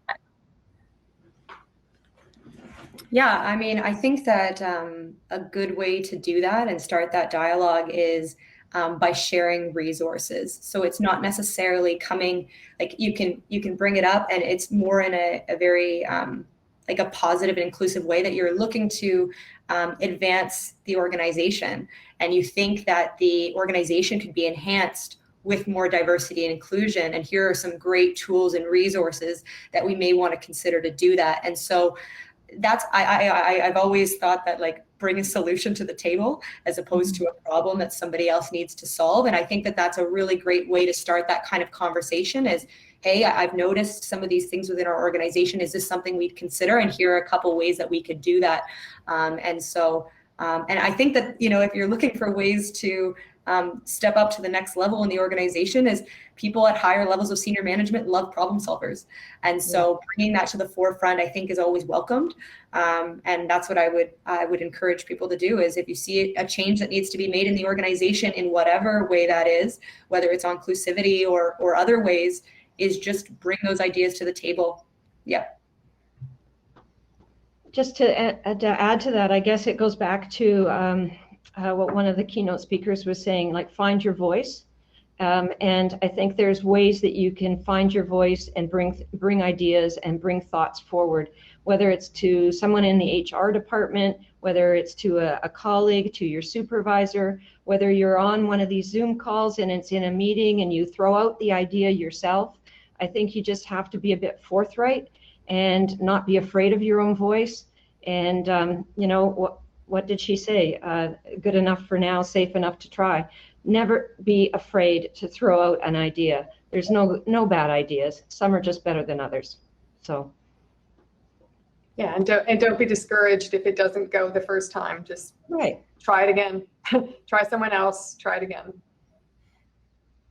trial and error, pilot, learn. Yeah, we use it in our business practices, so we should use it for ourselves and our own personal goals as well, right? I think another thing, sorry, I just had a thought on this, is like another thing that maybe, you know, can be encouraged at organizations is kind of brainstorming and, you know, thought-provoking sessions that encourage innovation, where these things can be brought up openly, because sometimes it's not the fact that senior leadership doesn't want to take on that initiative. It's maybe just they don't know how, and they don't have the time in this moment to do it. So, you know, that's a good stepping stone, is saying, hey, you know, maybe one of these brainstorming and innovation sessions may be something that may be worthwhile for our organization, and use that to capitalize on putting your ideas on the table, would be another suggestion. And I like what I think Cynthia said it in the last session is, you know, the people think in different ways and contribute in different ways, and making sure that you're inclusive of all of those channels of communication. So brainstorming may be giving them a deck in advance and some anonymous way of sharing, or it could be a verbal in-person session, right? Both options on the table, or all possible options on the table. But I'm thinking creatively to be inclusive.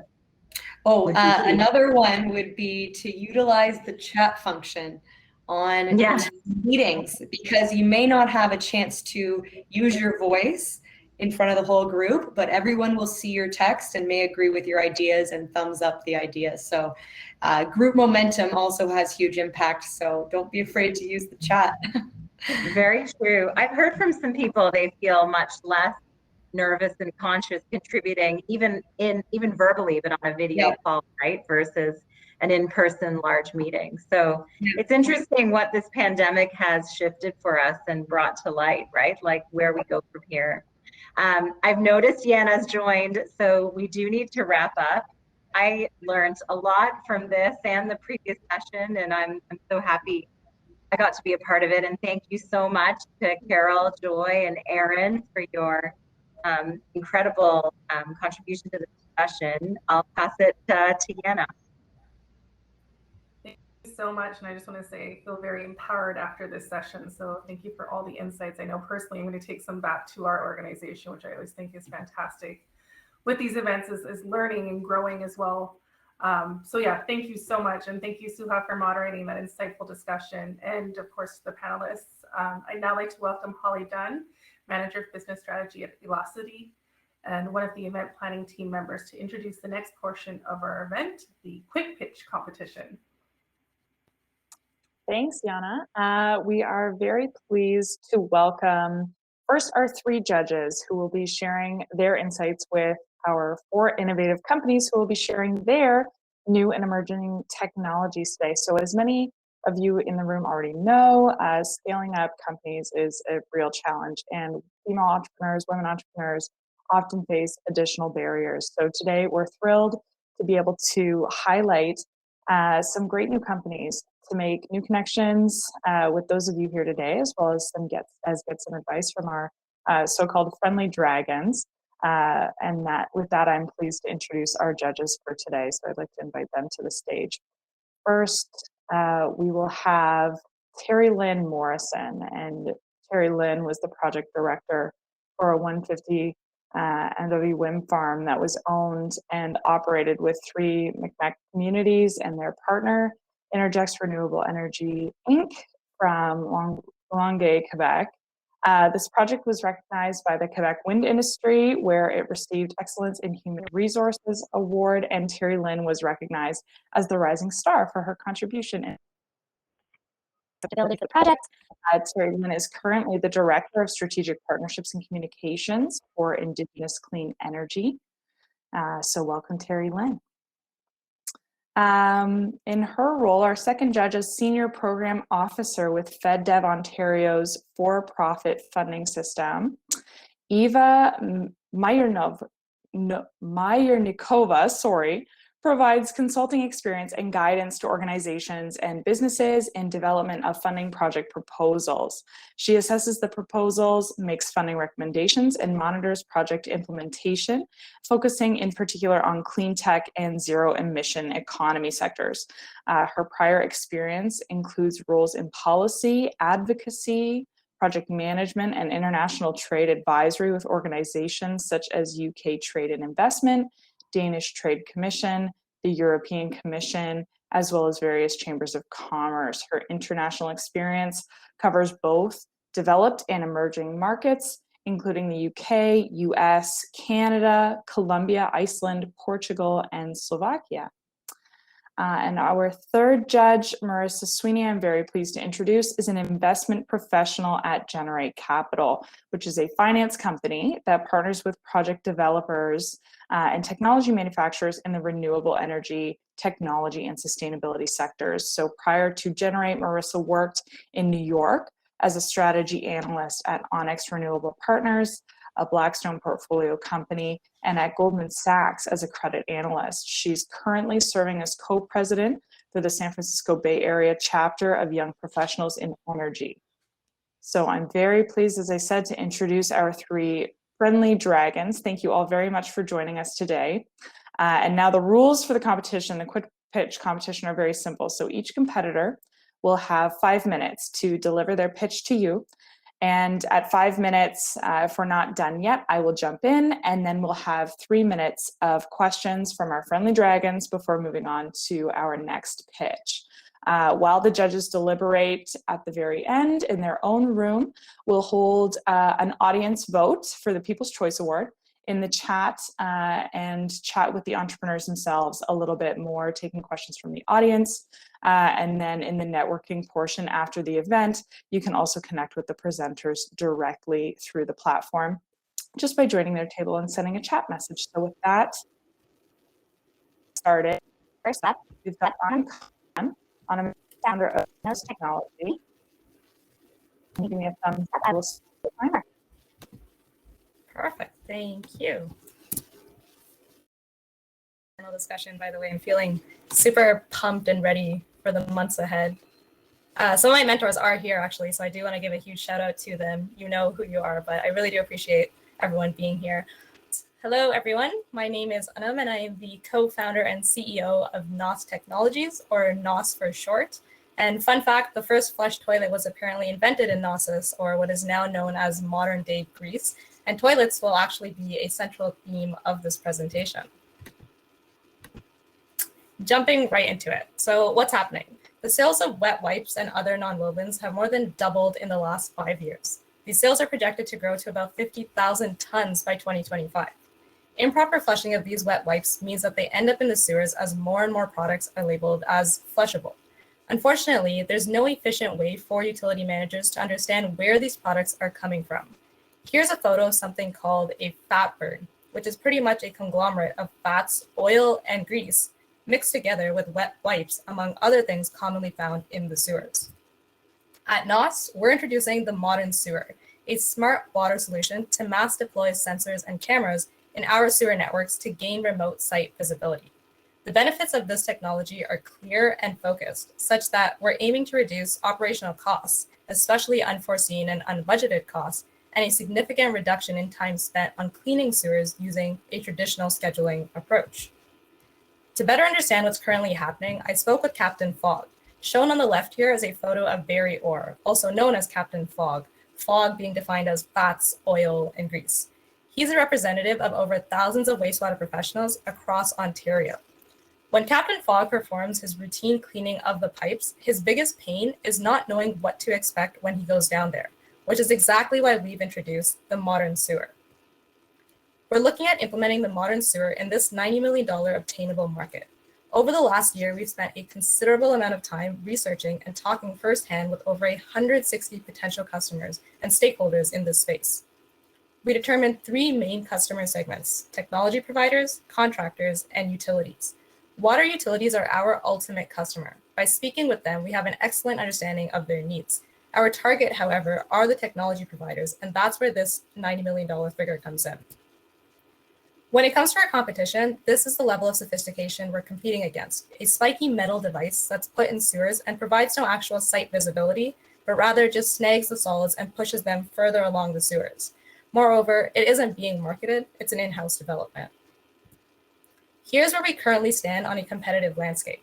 This criteria identified on the left-hand side is of particular importance because this is what was mentioned when we spoke with utility managers. More than 50% of them told us that what they'd love to use is something that's remotely accessible and can carry out these functions. We pride ourselves on being able to meet all 5 of these criteria and more. By introducing the modern sewer, we're combining a mini computer with a camera to carry out these primary processes. In very simple terms, we're capturing, transferring, and processing images and turning them into actionable intelligence that can be applied by wastewater utility managers for more effective cleaning of sewer systems and for more targeted public outreach. Here's a rough outline of our progress to date. We have an alpha beta prototype. We've manually integrated our technology into the bench lab model using Wi-Fi connectivity, and we've been successful at testing in lab simulations. The roadmap ahead presents field testing, automatic integration with 5G cellular networks, and capturing data from 2 monitoring locations simultaneously. We're using a software as a service business model where we'll be selling the hardware outright and charging annually for a service subscription. On average, an urban utility uses anywhere between 60 to 100 flow monitors. For our yearly projections, in year 1, any funds paid by our demo partners will be absorbed in the R&D. For year 2, our figure is based on 1 customer, 25 units, and a 6-month service offered at $4 a day. Whereas for year 3, our figure is based on 2 customers, 25 units, and a 1-year service offered at $4 a day. We're operating on a very tight budget right now, working off of funds granted by the Norman Esch Engineering Innovation and Entrepreneurship Awards. Our immediate needs include liability insurance, patent application, intern, and the product development itself. All of this totals to an amount of around $93,500. Right now, we're taking advantage of the fact that this stemmed as a virus and research project, so we can leverage the existing insurance policy. We're incorporated both federally and provincially and operate out of our Toronto headquarters. We've raised over $55,000 in the last year and are currently working on a pilot demo with York Region in partnership with Ryerson University. And lastly, this is our team. Darko and I co-established the Ryerson Flushability Lab in 2019, and it's now gone on to become Canada's first third-party testing facility for flushability. We're super receptive to hearing new ideas and always welcome the opportunity to chat in detail with you about our products as well as any improvements that could be made. Thanks for listening. Once again, my name is Anam and I'm the co-founder of NOS Technologies. Fantastic, Anam. Thank you so much. At this point, I would like to invite the judges up if I could. I see Marisa, that's great. Eva and Terri Lynn. Okay, well, if any one of the 3 of you have any burning questions, I'd like to invite the first person that's got some for Anam to go ahead.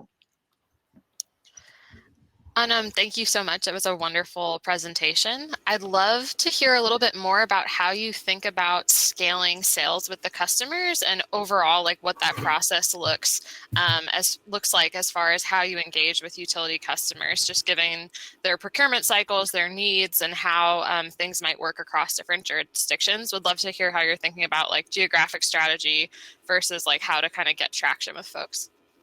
Sure. So our go-to marketing strategy right now is to work with the technology providers and form a partnership with them rather than selling outright to the utilities themselves.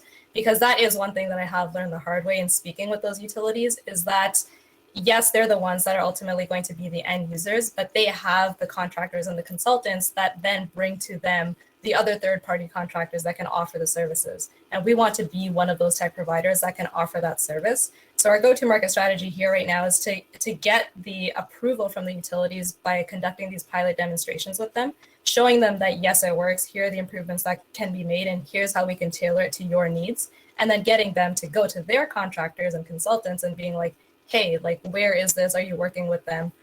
So that's our approach. In terms of geography, we do want to start with Ontario because for me to be here physically is much easier.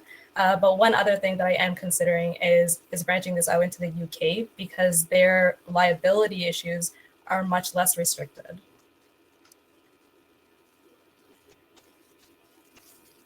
Thanks so much. Thanks for the question, Marisa. Eva, oh, go ahead, Eva, please. Hello.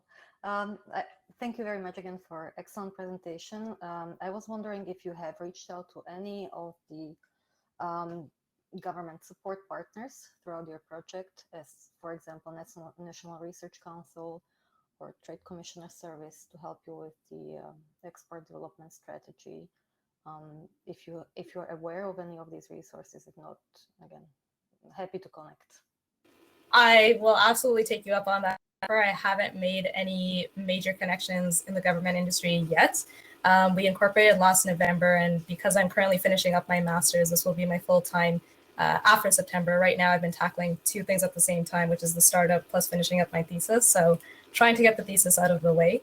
And iBoost, the incubator that I'm currently working with, is always bringing these types of grants and funds forward. So I do keep a spreadsheet of them, but I haven't actively applied, to answer your question. And in terms of the business partners, sorry, just a follow-up questions. Have you already thought about your top 5 technology providers that you would like to reach out to? Top 4, I have not identified the top 5, but top 4, yes. They are ones that are widely known across not only Canada, but across North America. And SmartCover, to give you an example, is one of them. Innovise is another one. Thank you.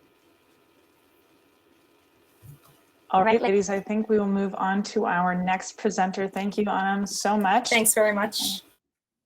And thank you to our judges for that first round of Q&A. Next up, we have Vienna Zhao. She is the CEO of Choice Corp. So Vienna, give me a thumbs up when you are ready to start the timer, and I'll leave it to you to take it away. Okay, take it away. Okay. Thank you very much. My name is Vienna Zhou. I'm the CEO and founder of Choice. Choice means the revolution of energy storage, and I'm also a mechanical engineer. So today I'm going to bring the Choice story. As you know, the whole world is experiencing the energy transformation led by the decarbonization, electrification, and digitalization. For example, the obvious trends are the zero emission initiatives and electric vehicle penetration. Our existing grid infrastructure is too outdated to keep up with this transformation, and it will bring the big pain points, such as the increase in bill, demand supply shortage, and so on. For example, with more and more electric vehicle connected to the grid, it will be very hard for the grid to satisfy the peak demand. So adding a microgrid structure will be the solution. A microgrid is a very critical structure to assist in the grid due to its easy to be decentralized, decarbonized, and digitalized. The faster we roll out the microgrid, the more savings we will achieve from the failure of our existing grid.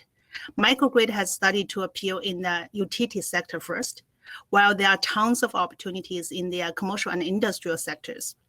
The reality is the microgrid rollout process in these sectors is slower than it should be.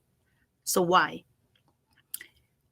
The biggest barrier for the faster rollout of the microgrid solutions are the complicated development cycle, and then the lacking of the proper integration technology. Let's look at the typical microgrid project development process led by our client, which are the project developers. You could see that there are many middle players trying to eat the margin from the project developers. In this case, the cost is increased, the return is lowered, and the cycle is extended. It might not be the problem for the utility sector, since they have a richer budget and longer timeline to absorb these challenges, while it will be very difficult for the small and medium-sized commercial and industrial sector project developers. So because of this, some of the project developers lose the momentum to develop the project. Choice brings the core microgrid enabling technology.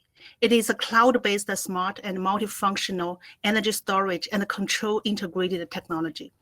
With the functions of the storing the power and shift it over the time, most of the grid problems could be solved from the third dimension, which is a time dimension. It is also adaptable and scalable to satisfy both customization and scalability. When we come in, actually, in many middle players, many middle players could be easily removed, so the cycle could be simplified as this.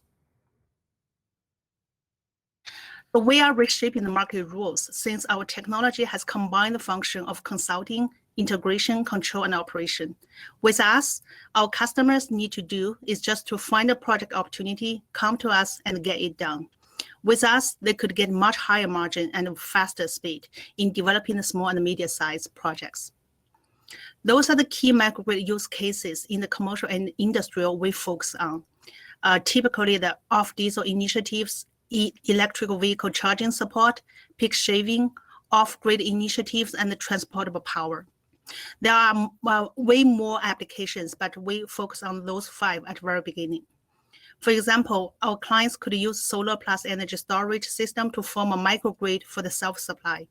We could provide the whole turnkey technology to project developers or EPC firms to help them realize it easily. In terms of the market size, our serviceable market, addressable market is 35 billion. We're going after the North American region first, which is larger than the 10 billion. This is what we've achieved so far since we established in the year 2018. We have sold and deployed more than 3 megawatt-hour systems in multiple sites in 3 countries. We have many more in the pipeline. More exciting, we're also building close working relationship with Fortune 500 companies like Schneider, Honeywell, and Siemens. Not just the residential market or utility market, the commercial and industrial market, which is always underserved due to the smaller scale and the entry barrier, as I just analyzed. Most of our competitors are only equipment seller. They're not capable of offering adaptable solution or couldn't serve the C&I market due to lacking the control technology. We're very unique in terms of asset light, highly modular, customizable off-the-shelf design, and one-stop hardware and software solution. We have attractive revenue model as well. Our post-selling recurring revenue in the next 10 to 15 years coming from the remote monitoring, life cycle maintenance, and augmentation services will bring additional 1.5 times of the revenue coming from our one-time equipment sales, which means actually we have already locked multiple $1 million in the future. Here we showed our financial forecast for the next 5 years. Even we earned positive EBITDA last year, with over $1 million raise, we decided to increase our spend and investment in R&D and marketing. And we believe our investment will exchange for an expansion of growth in the future. Thank you very much. Thank you, Vienna. That was great. Now I'd like to again invite our judges up to the stage once again. And once Terri Lynn arrives on stage, maybe I'll ask her first because she didn't get any chance to ask last time if she's got any burning questions for Vienna. Thank you. Thank you, Holly. Thank you for your presentation, Vienna. It's very interesting to hear about the technology and also, the partnerships that you've been able to achieve in your research and development stages. I have a question. You spoke about this market was a North American market that's available. I'm wondering, when you presented on your technology, I didn't hear anything about the climate that we're facing in Canada in the northern region. So I'm just wondering how the technology fares in some of those colder climates. Yeah, so we have 5 key applications, and one of it is off-diesel initiatives. So which means we can work easily with renewable energy like solar or wind to form up a self-supply application to retire the diesel from remote communities. In that case, we actually not only save the energy or save the money for our clients, but also reduce a lot of the carbon emission for the clients because they don't use diesel or they reduce using of the diesel. So this technology actually absolutely is a good fit for the Northern Ontario or Northern Canada in terms of the remote applications. And not only in Canada, actually in other countries like Colombia, Mexico, and even Malaysia in Asia, they have lots of the remote, the areas. They started to reach out to us to say, hey, can your technology to be used in our, the remote places, either with unstable power or still the places which is still relying on the diesel. Thank you. Thank you very much. Time for one more question, Marisa or Eva.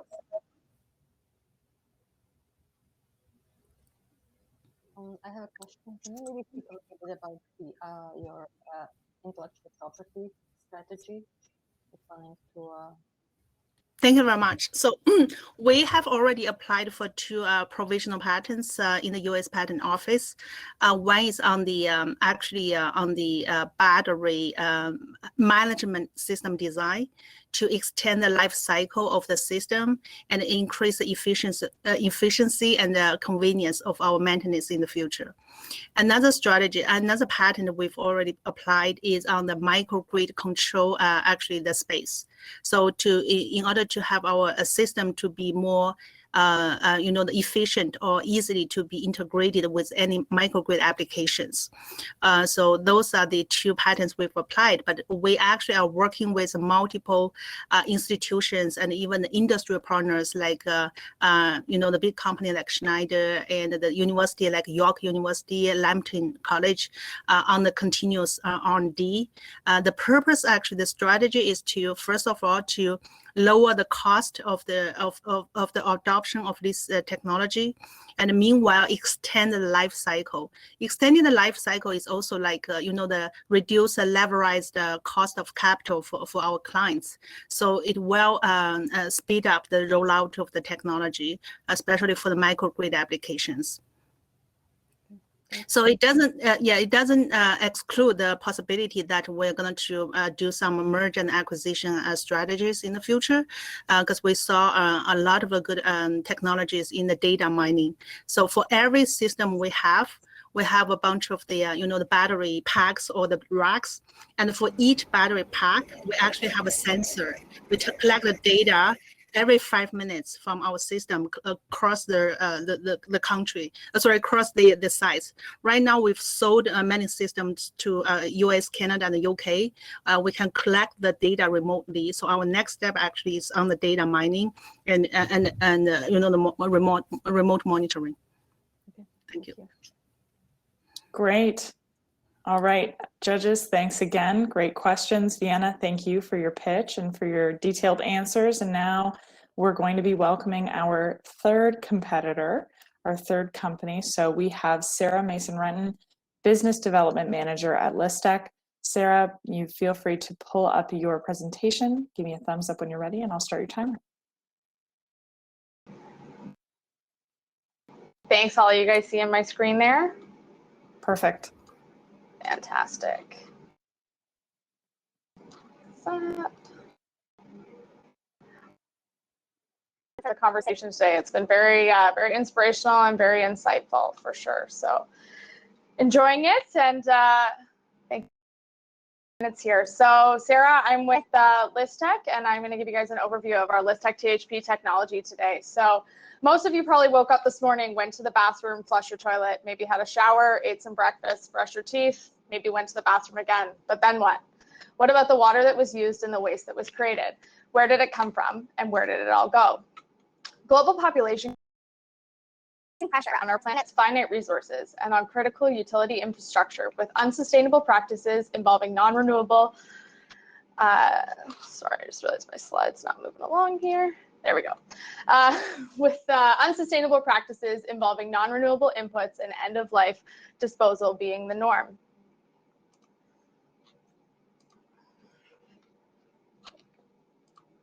All too often, biosolids management is left as an afterthought or an unwanted byproduct of modern wastewater treatment processes that is viewed as a waste with nutrients disposed of or destroyed, externalizing costs and pollutants. Conventionally, biosolids or lesser treated sewage sludge are disposed of in landfill, incinerated, or land applied to agricultural soils as a nutrient amendment.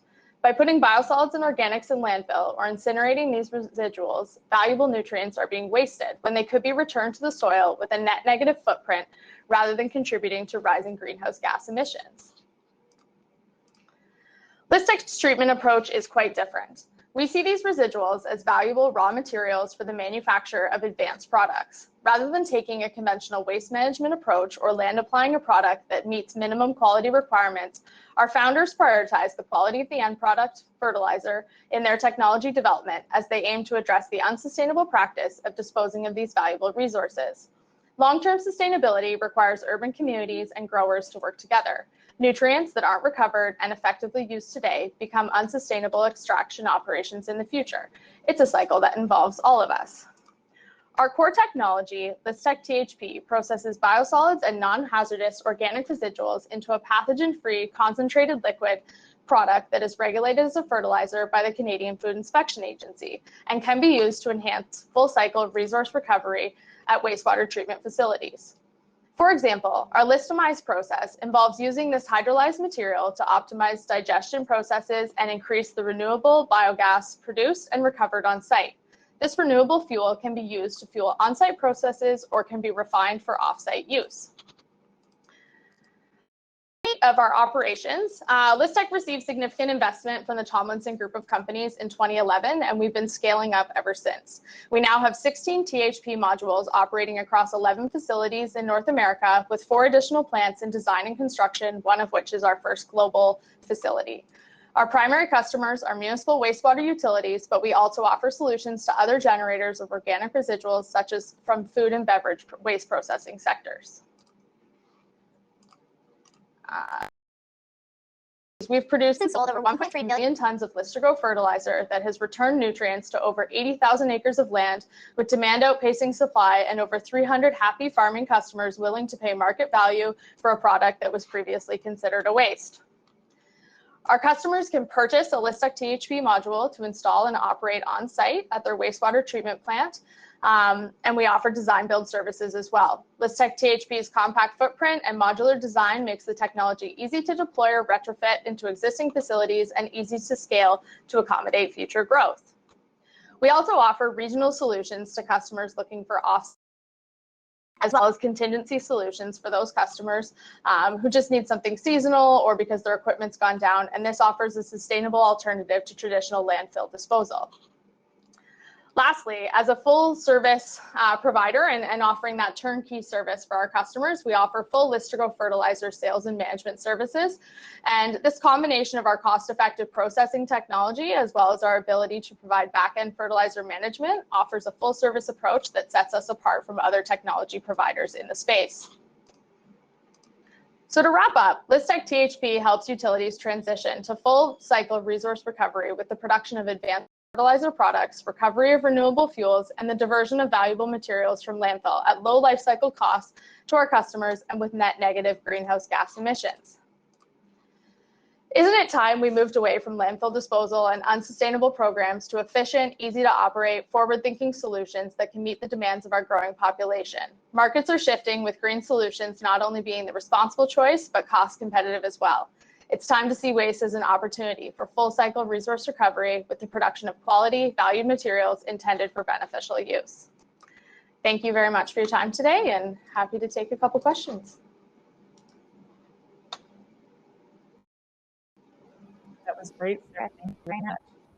We'll wait for our judges to come up.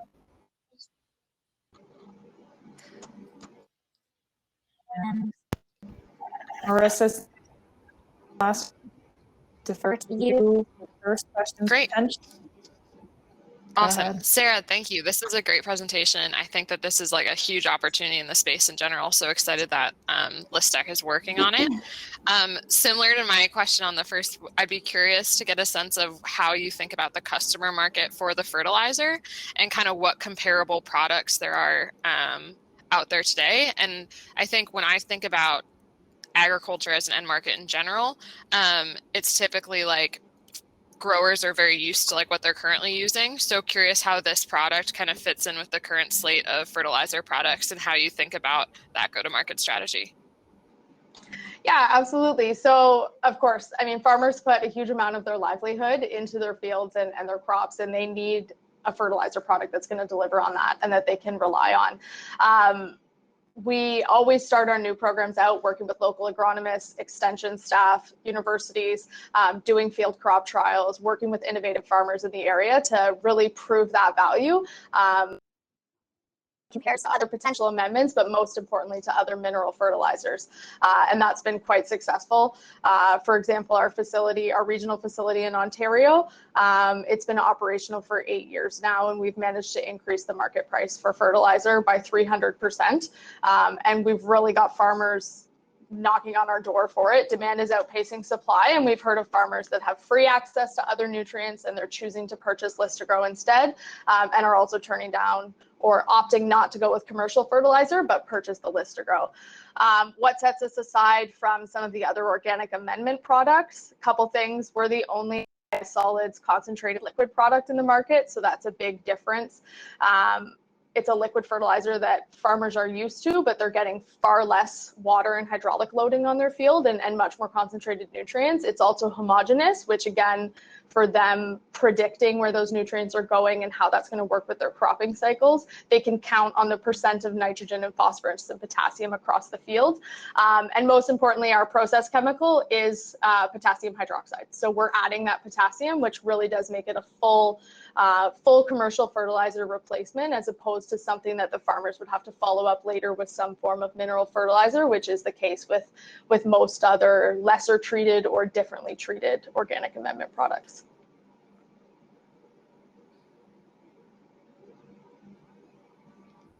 That really helps. Thank you.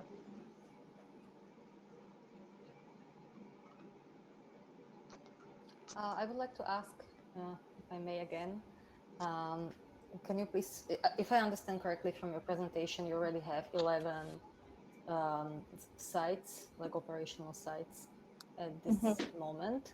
What is your strategy in terms of scaling up, again, regionally? What would you need in terms of getting into the next level? What do you see as the key resources at this point?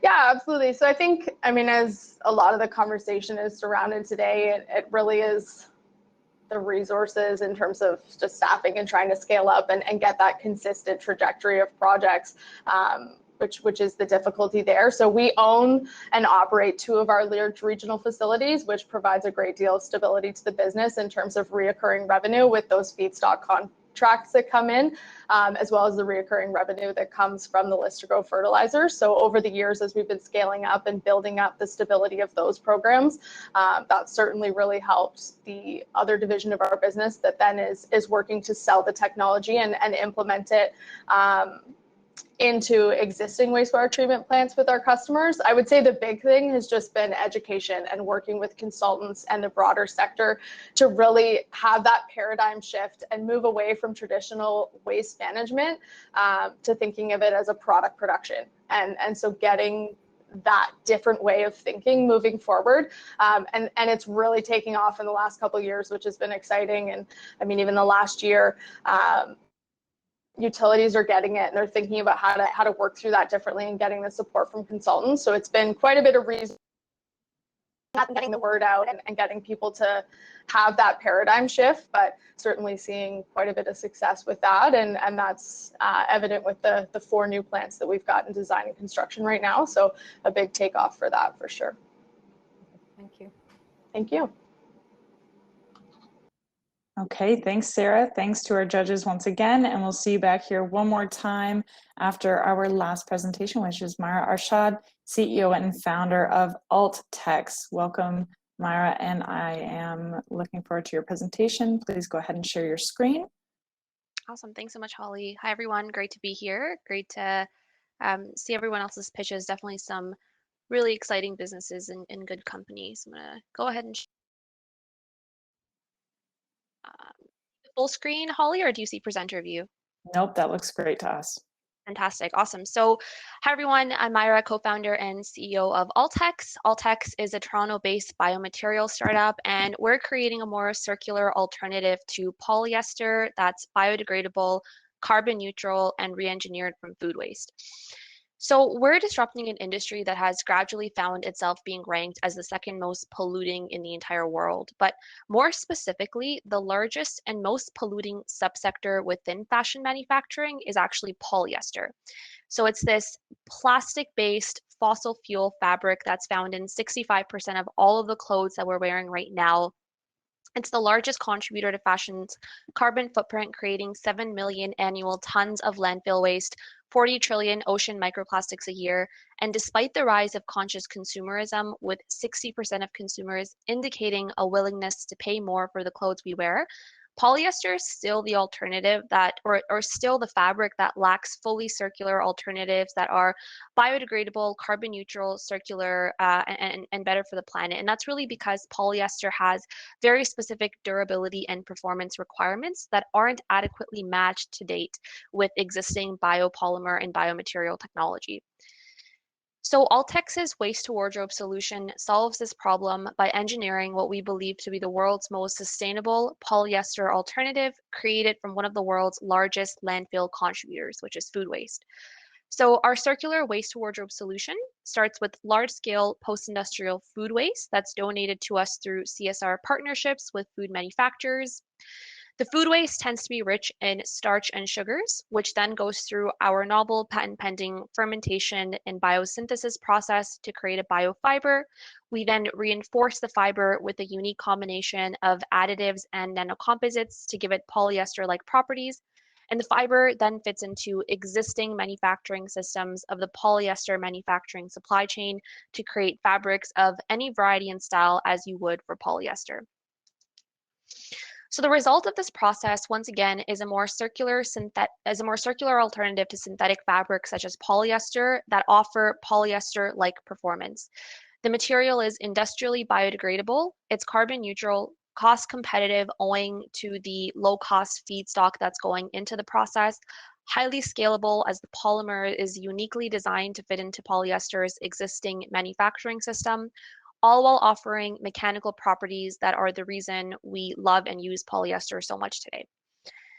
More importantly, the environmental impact of a single shirt created using Altex fabric can divert 1 kilogram of food waste from landfills, 9 kilograms of carbon emissions from the atmosphere, and 4 grams of microplastics from polluting the ocean.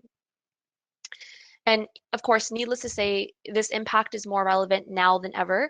We see governments across the world banning plastic, single-use plastics, and when consumers realize that 60% of the clothes we wear are made of plastic, we're going to need a polyester alternative. We're already seeing government policy shifts in the EU that's pledged to recycle or biodegrade half of textile waste from landfills by 2030. On the business side, a third of the industry has signed the Fashion Pact, committing to zero emissions by 2050, yet no carbon neutral fabric alternative for polyester even exists. All of this being topped off by, once again, the majority of consumers indicating a willingness to pay more and recognizing the true cost of fashion.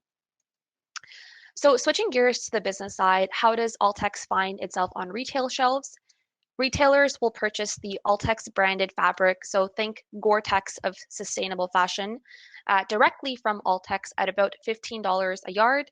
In the value chain, Altex is the front-facing brand and entity through which the fashion brands transact. Once the order is placed, the fibers that we will manufacture in-house are then contracted out to partner manufacturers to be woven into fabrics. They're then sewn into garments through the respective manufacturer and then sold directly through the fashion brand to consumers with appropriate made with Altex signage to communicate all of the fantastic sustainability benefits that you saw on the previous slide. So competitively speaking, I know we're short on time, so I'll kind of zip through this a little bit.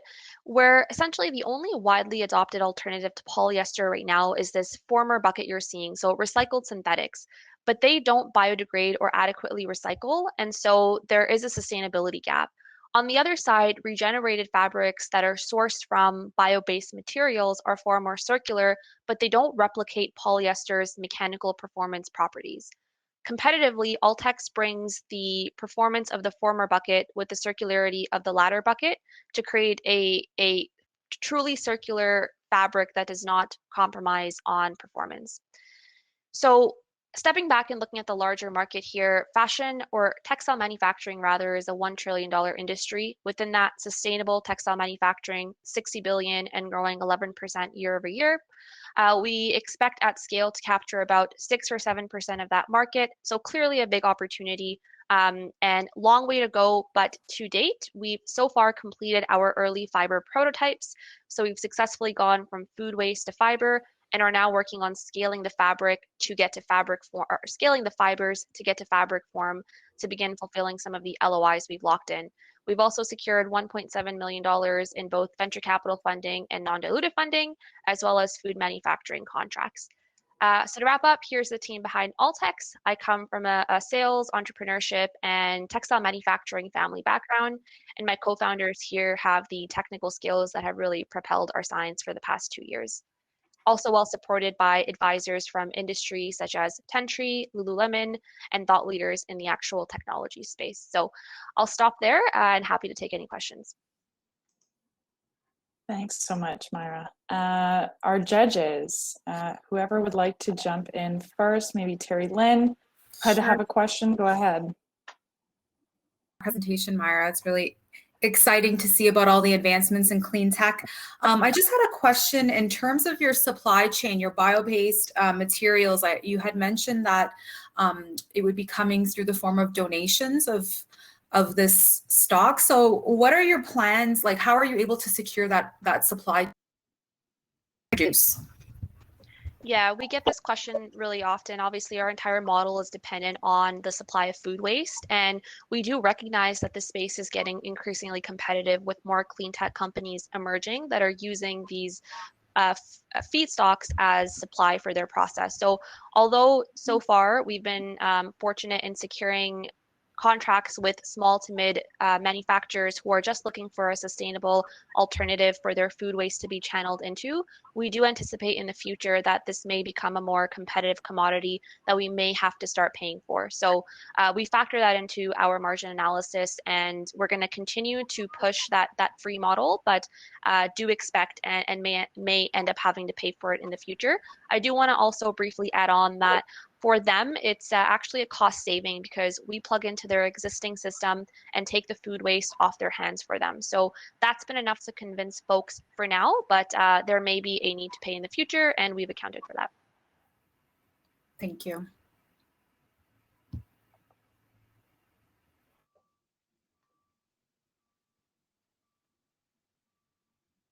One more question, I think we have time for.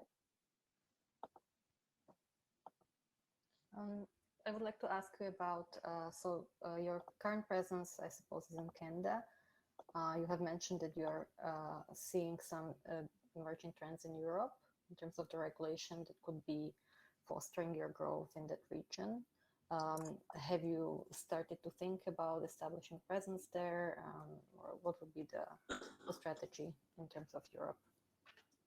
Yeah, sure. So that's a great question because really we don't see this company as being a small niche problem that we're solving in Canada. We see this technology having the ability to effectively replace polyester globally. So we absolutely want to tap into not only European markets, but global markets. We have strategic partners and strategic investors in those regions of the world that are going to enable us to transition globally when the time comes. Right now, we are maintaining our R&D headquarters within Canada, but do see a path to expand. And also, could you maybe speak a little bit about the intellectual property strategy? I'm sorry, can you just repeat that? The intellectual property protection? Yes, absolutely. So we are in the process of just finalizing our provisionals on the technology. We've been working with our patent lawyers for the past year, and we've confirmed, or we can't say confirmed, but we validated patentability on the fermentation technology. So the specific combination of microbes and enzymes that are used to go from food waste to fiber, as well as then the combination of additives and nanocomposites that are used to transform the fiber into a polyester-like material. So the deep tech is highly patentable, and we're in the final stages of ironing out that application. Thank you, Anna. Myra, can you talk a little bit about why you chose food waste as a feedstock as opposed to pursuing a strategy like Rothy's where they're using plastic bottles? I think my initial skepticism as an investor is just that food waste is dirty, stinky, and hard to handle. So would love to get a sense of that, and would love to get a sense of what you view as the critical milestones to scaling the technology. Yeah, sure. Great question. So there are a lot of technologies on the market that are repurposing plastics, and that's great. But really the downside to them is typically when you're repurposing plastics, you're not negating the lack of recyclability or the lack of biodegradability of that plastic. So recycled polyester is our biggest competitor. The downside to it is it continues to shed microplastics, and there's no way of biodegrading or easily recycling that material. Given fast fashion and how quickly trends move, we saw biodegradability as really being the core solution to how we deal with textile waste. And so using a bio-based feedstock as input really allows us to create something that can be industrially biodegradable in the end, whereas using a plastic input makes that solution a lot more difficult. The other aspect is that food waste is becoming more and more of a problem, and we're becoming more and more, it's really in our faces every day. We waste food pretty much every day, and the consumer can really connect to that when they're purchasing clothing. So we saw that as a very good story to tell. And then finally, to comment on kind of the handling of the food waste. What we're doing here is we're really completely changing the chemical configuration of the food waste. So we're extracting the sugars, we're fermenting that into a polymer, so there's no remnants of the smell, the texture, or anything of that variety. Though it may be a little bit harder to handle in the transportation, there are no remnants of that in the final product. And this product won't be sold as a garbage fabric. It'll be sold as food, apple waste fabric or banana peel fabric, and so forth. And then your question around milestones and scaling, and I'll keep this quick because I know we're out of time. So our scale is essentially dependent on the size of our bioreactor. So all of our work to date has been at lab scale using benchtop bioreactors around the 10-liter mark, which has produced enough fiber to create a square meter of fabric. With the funds that we've secured, we're now scaling that to 200-liter bioreactors, so we can create the equivalent of enough fiber to produce 10 t-shirts to begin fulfilling our LOIs and launching with small capsules. So that's kind of the scale on the fermentation side, but then more importantly, on the textile manufacturing side, the polymer has been very carefully crafted to fit into the existing manufacturing system of polyester, which means so long as we can produce enough of this through the fermentation technology, the polymer to textile manufacturing is as scalable as polyester is. Great, Myra. Thank you for your answers. And thanks again to our judges for that last round of questions. At this point, I'm going to get you guys to join that Zoom room and deliberate for a few minutes to think about our winner. And we'll get all of our entrepreneurs back up here on the screen in front of everyone. And please, everyone, join me in thanking all of our entrepreneurs for these excellent presentations about these up-and-coming companies. We're going to also open a poll for the People's Choice Award rating. And while we give them some time, we can take a couple of questions from the audience. And I have a few for our entrepreneurs as well. So I know that there is one in the chat from Eryn Morrison, and I assume it was for Myra, but if Myra answers this and anybody else has some input, then feel free. Do you have any waste stream from your process? And if so, how do you manage them? I know you might have touched on this quite lately in the past answer, but Myra. Sure. So the main waste stream from our process is essentially the unused components of the food waste. So when the sugars are extracted, the dry material that's left over can actually continue to be composted and turned into fertilizer, which is what we anticipate doing with it at scale. The remainder are chemicals that we are even at this early stage, implementing a strategy to recycle. Every chemical and every additive that we've selected has non-toxic properties and is not harmful to the environment. And so we don't see any significant environmental affluents or offputs that are detrimental to the environment. Great. And I'll give some people a bit more time to think of some questions and put them in the Q&A, but more broadly to everyone, and jump in when you've got a response that you'd like to share. But we've got an audience, as I said, a wide range of people and companies from across the sector. Could some of you share a little bit about the future strategy for your firms and what you're looking for, what your ask is here today? Acquisition, partnership, funding, testing, or piloting? I'd like to give you an opportunity to share some of your needs here. We can start with Anam if that's good. Sure, yeah, absolutely. I'd say at this point in time, we are looking for a mix of kind of partnerships as well as funding. The funding, not so much important for us at this stage as it is the advisors and developing those partnerships, because being a grad student myself, I have very limited exposure to the wastewater sector as well as the water sector. And so being able to sell our products and our services to utility managers and to tech providers is a very daunting task, coming with, you know, limited credibility. And so what we're really looking to establish here is that network of connections in the water and wastewater sector. Great, great. Vienna? No, sorry. Can you repeat the question? Yeah, definitely. We're just trying to give you guys an opportunity to share what exactly it is you would find beneficial out of connecting with some of our attendees today. Oh, for sure. So we're in the clean technology industry. So we would like to bring our solution and technology to the big audience to see if there's any collaboration opportunities in terms of the R&D, you know, the market promotion, the collaboration on the projects. I think there's a wide range of the audiences that we can work together.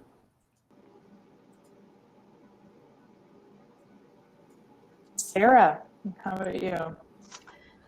Yeah, I would echo that as well. Just the network of connections and the general acceptance of and different ways of thinking about whether it's waste treatment or the production of what was previously, you know, materials that previously came from just raw unsustainable materials. So just that paradigm shift, and biggest competitor is the status quo. And so getting people to move away from that and think about those products differently, and just the general networking with that and support, and people to think about, where does your waste go? What happens to it? Could it be used in a more sustainable way? And is there a better way to close that loop and return those nutrients to the land? Awesome. Awesome. And I'll jump in. yeah, go ahead, Myra. Yes, real quick, we're hiring for a range of technical roles. So if you know any folks in the material science or the chemical engineering space that are interested, I'll just leave my email in the chat. Would love any referrals. That's definitely been a big challenge of ours, is growing the team. As well, if there's any folks here that have connections or are personally affiliated with the food manufacturing supply chain and are looking for a better solution to handling their waste, we're always open for those intros. Great. Well, yes, and just another note out to our audience, this is a really great opportunity to connect your businesses or your networks with these wonderful companies. And I think we've got another question from the chat from Myra. How do you make sure you get every time you ferment food waste, which is a very heterogeneous feedstock? Yeah, so we actually use homogeneous food waste. Just to answer that very quickly, we're using stuff that is being produced, although we can use various types, it's a homogeneous source at a single time. So that way we can very easily monitor the amount of sugar going in. Awesome. And a follow-up question, it looks like, does the waste have to be organic? Not to my knowledge, no. We've used a very wide variety of wastes. Many of them have not been organic. We've even used paper waste in the past. So the short answer would be no. Awesome.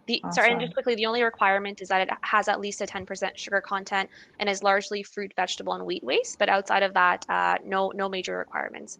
And we're still experimenting to figure a lot of that out. Just a note for everyone listening, the People's Choice link is now in the general chat. I have another question for you folks, if I could. COVID's been obviously very challenging for established companies and even more challenging, of course, for early stage companies. So what is one thing that has stood out to you during COVID that you might not have expected, though I know that none of us really expected any of this in the beginning? I can start us off here. Sorry, go ahead, Sarah. No, go ahead. It's all good. So from September to December of last year, I enrolled in something called Lab to Market, which was an open program for graduate students to help commercialize their research. And one of the tasks that we had, actually the primary task that we had to complete, was 100 customer discovery interviews within a 7-week condensed time frame. And so it was very quick pace. It was around 15 interviews every single week.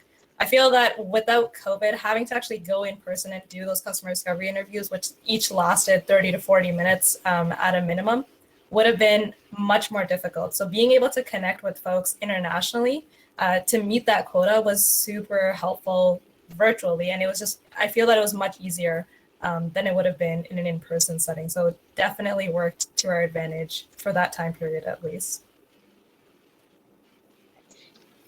Yeah, I got a couple points to add in terms of our experiences, both generally as a business and then myself personally and the role that I've got. I mean, I think like anything, it's had its blessing and it's had its curse. An issue or a struggle for a business that's trying to scale up, particularly internationally, is always your human resources and how do you move people around if everyone's expected to be in person. And if we have to go look at every wastewater treatment plant in person, there's a huge amount of time that gets tied up just in that travel. So one bonus absolutely was the thrust into the virtual world, and all of a sudden we're doing Google Earth site visits and video scans around, and it just makes things a lot more efficient as you're trying to juggle 50 opportunities at the same time and evaluate different facilities without having to physically be there. So that's certainly been an upside. At the same time, as a new company that's trying to build, sorry, not new, but new in some areas, and you're trying to build relationships in emerging markets, trying to do that virtually when you're just tracking someone down over the phone and kind of at the mercy of whether they pick up or not is a lot more difficult than the relationship building that happens either with in-person one-on-one meetings or through events like this that would have traditionally been in person, or other industry conferences and associations with that.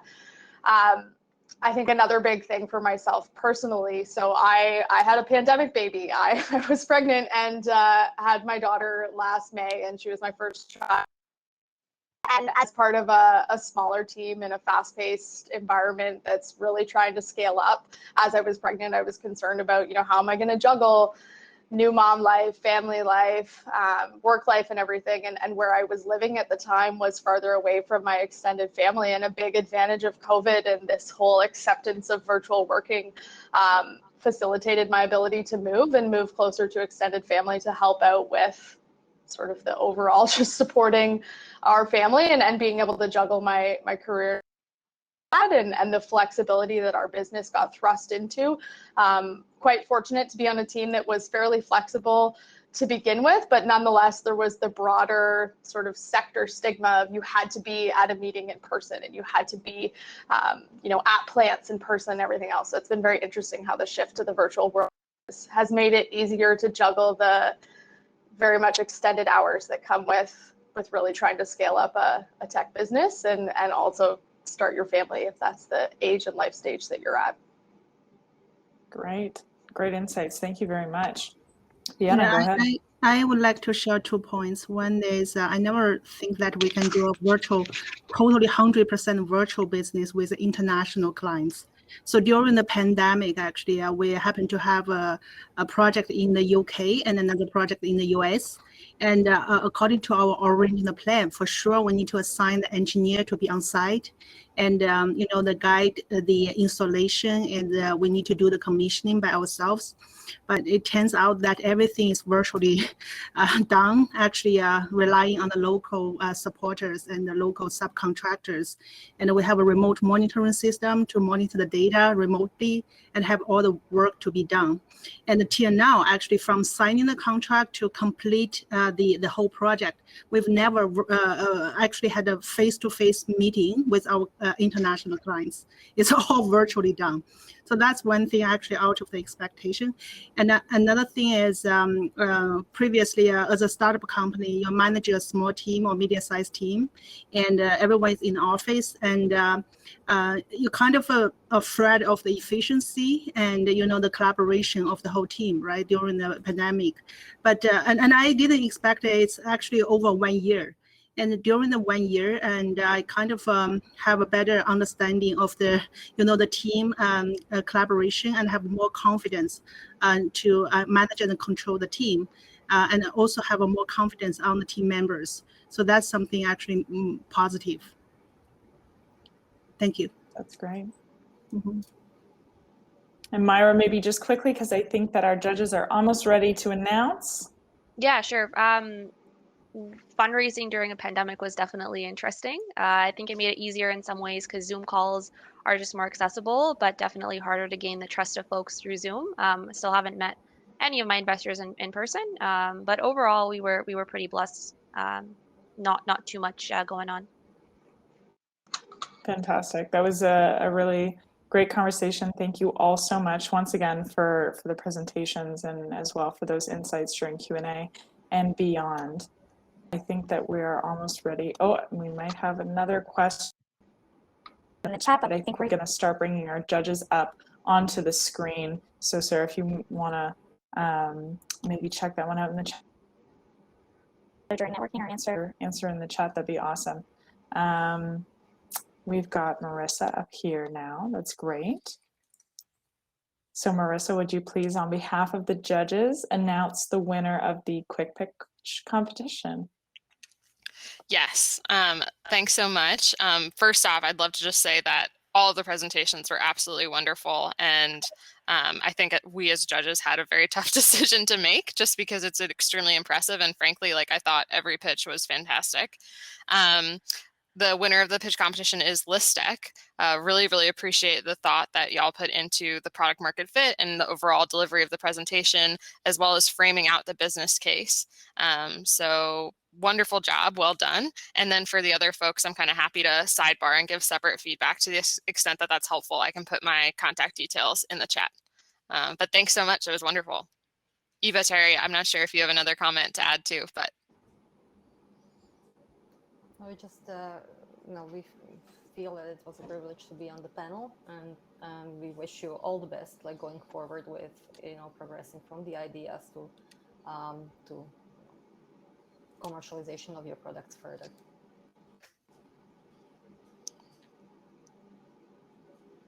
Great, thank you so much to the judges, and congratulations, Sarah and Listec. Yeah, congrats, Sarah. Well done.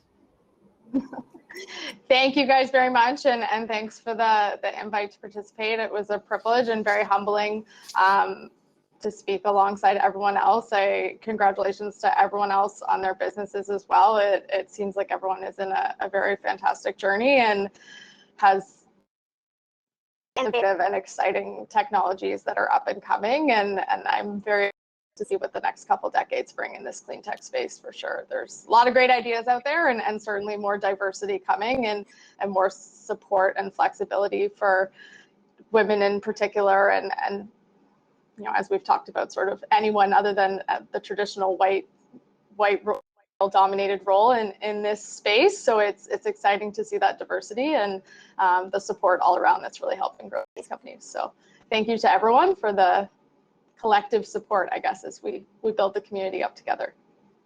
Well said, Sarah, and thanks for that, and congrats again. And Janelle has just told me that the winner of the People's Choice Award, as selected by the attendees, was AltTex and Myra. So congratulations, Myra, for that. Here she is. Give us a little. Thanks so much, everyone. Really, really appreciate it. Appreciate all the questions and the support. It means a lot. Thanks, Myra. So each of these emerging companies also receives a complimentary one-year membership to ONEIA in return for their time today presenting. So welcome to our growing ONEIA family. And at this point, I'd like to turn it back over to Jana. Thank you, everyone, so much, and looking forward to networking. Thank you very much. That was great to witness, and I'm equally as excited to see what's going to happen in the next couple of decades. I did also see we are moving to the networking event, but I did see that Janelle said that they're going to extend the time just a little bit. So just to keep that in mind. Before we do move over to networking, a few notes on how to use the platform. You can switch tables at any time by double clicking on another table or seat to move to join with that video chat. You can turn your camera and microphone on and off in the bottom bar. And on the far left of that bar, once we turn off the presentation, you can also toggle between table and tile mode to change the size of the videos of the people you're chatting with. You can hover over other icons to see more information about them, and you can quickly update your own information by clicking on the circle in the very top right of your screen and selecting the profile from the drop-down menu. You can feel free to wander and chat with anyone, but we do have also set up a few special mentor tables where you can connect in small groups with establishing voices in the industry. You'll see the name of the mentor is written on the floor plan just above the table you're sitting at. And just a quick summary of our mentors today are Eryn Stewart, so the General Manager of Indigenous Clean Energy, Dr. Diane Sachs, President of Sachs Facts, Joy Grahek, Executive Vice President of GFL Environmental, Valerie Geldart, Vice President of Environment Services at Bureau Veritas, Julia Cushing, Senior Environmental Planner at Samantha and Board Member of the Women in Renewable Energy, and Michelle Grenier, Executive Director of Ontario Waterworks Association. If you do see that the table is full, network with others until you see the space open, and then you can jump into that conversation. We have also posted questions on the table whiteboards you can use to stimulate discussions. And then lastly, due to the large number of folks joining us today, you'll be able to find networking opportunities across 2 floors. You can switch floors very simply by clicking on the floor number on the left-hand side. And then again, if you have any technical issues, you can send a chat message directly to Janelle for support. And I just want to thank everyone again for joining us today. I know I've learned a lot, and I'm excited to take some of that back with my career and also within my organization at Eco Canada. So thank you very much for the opportunity to also be emceeing this wonderful event today.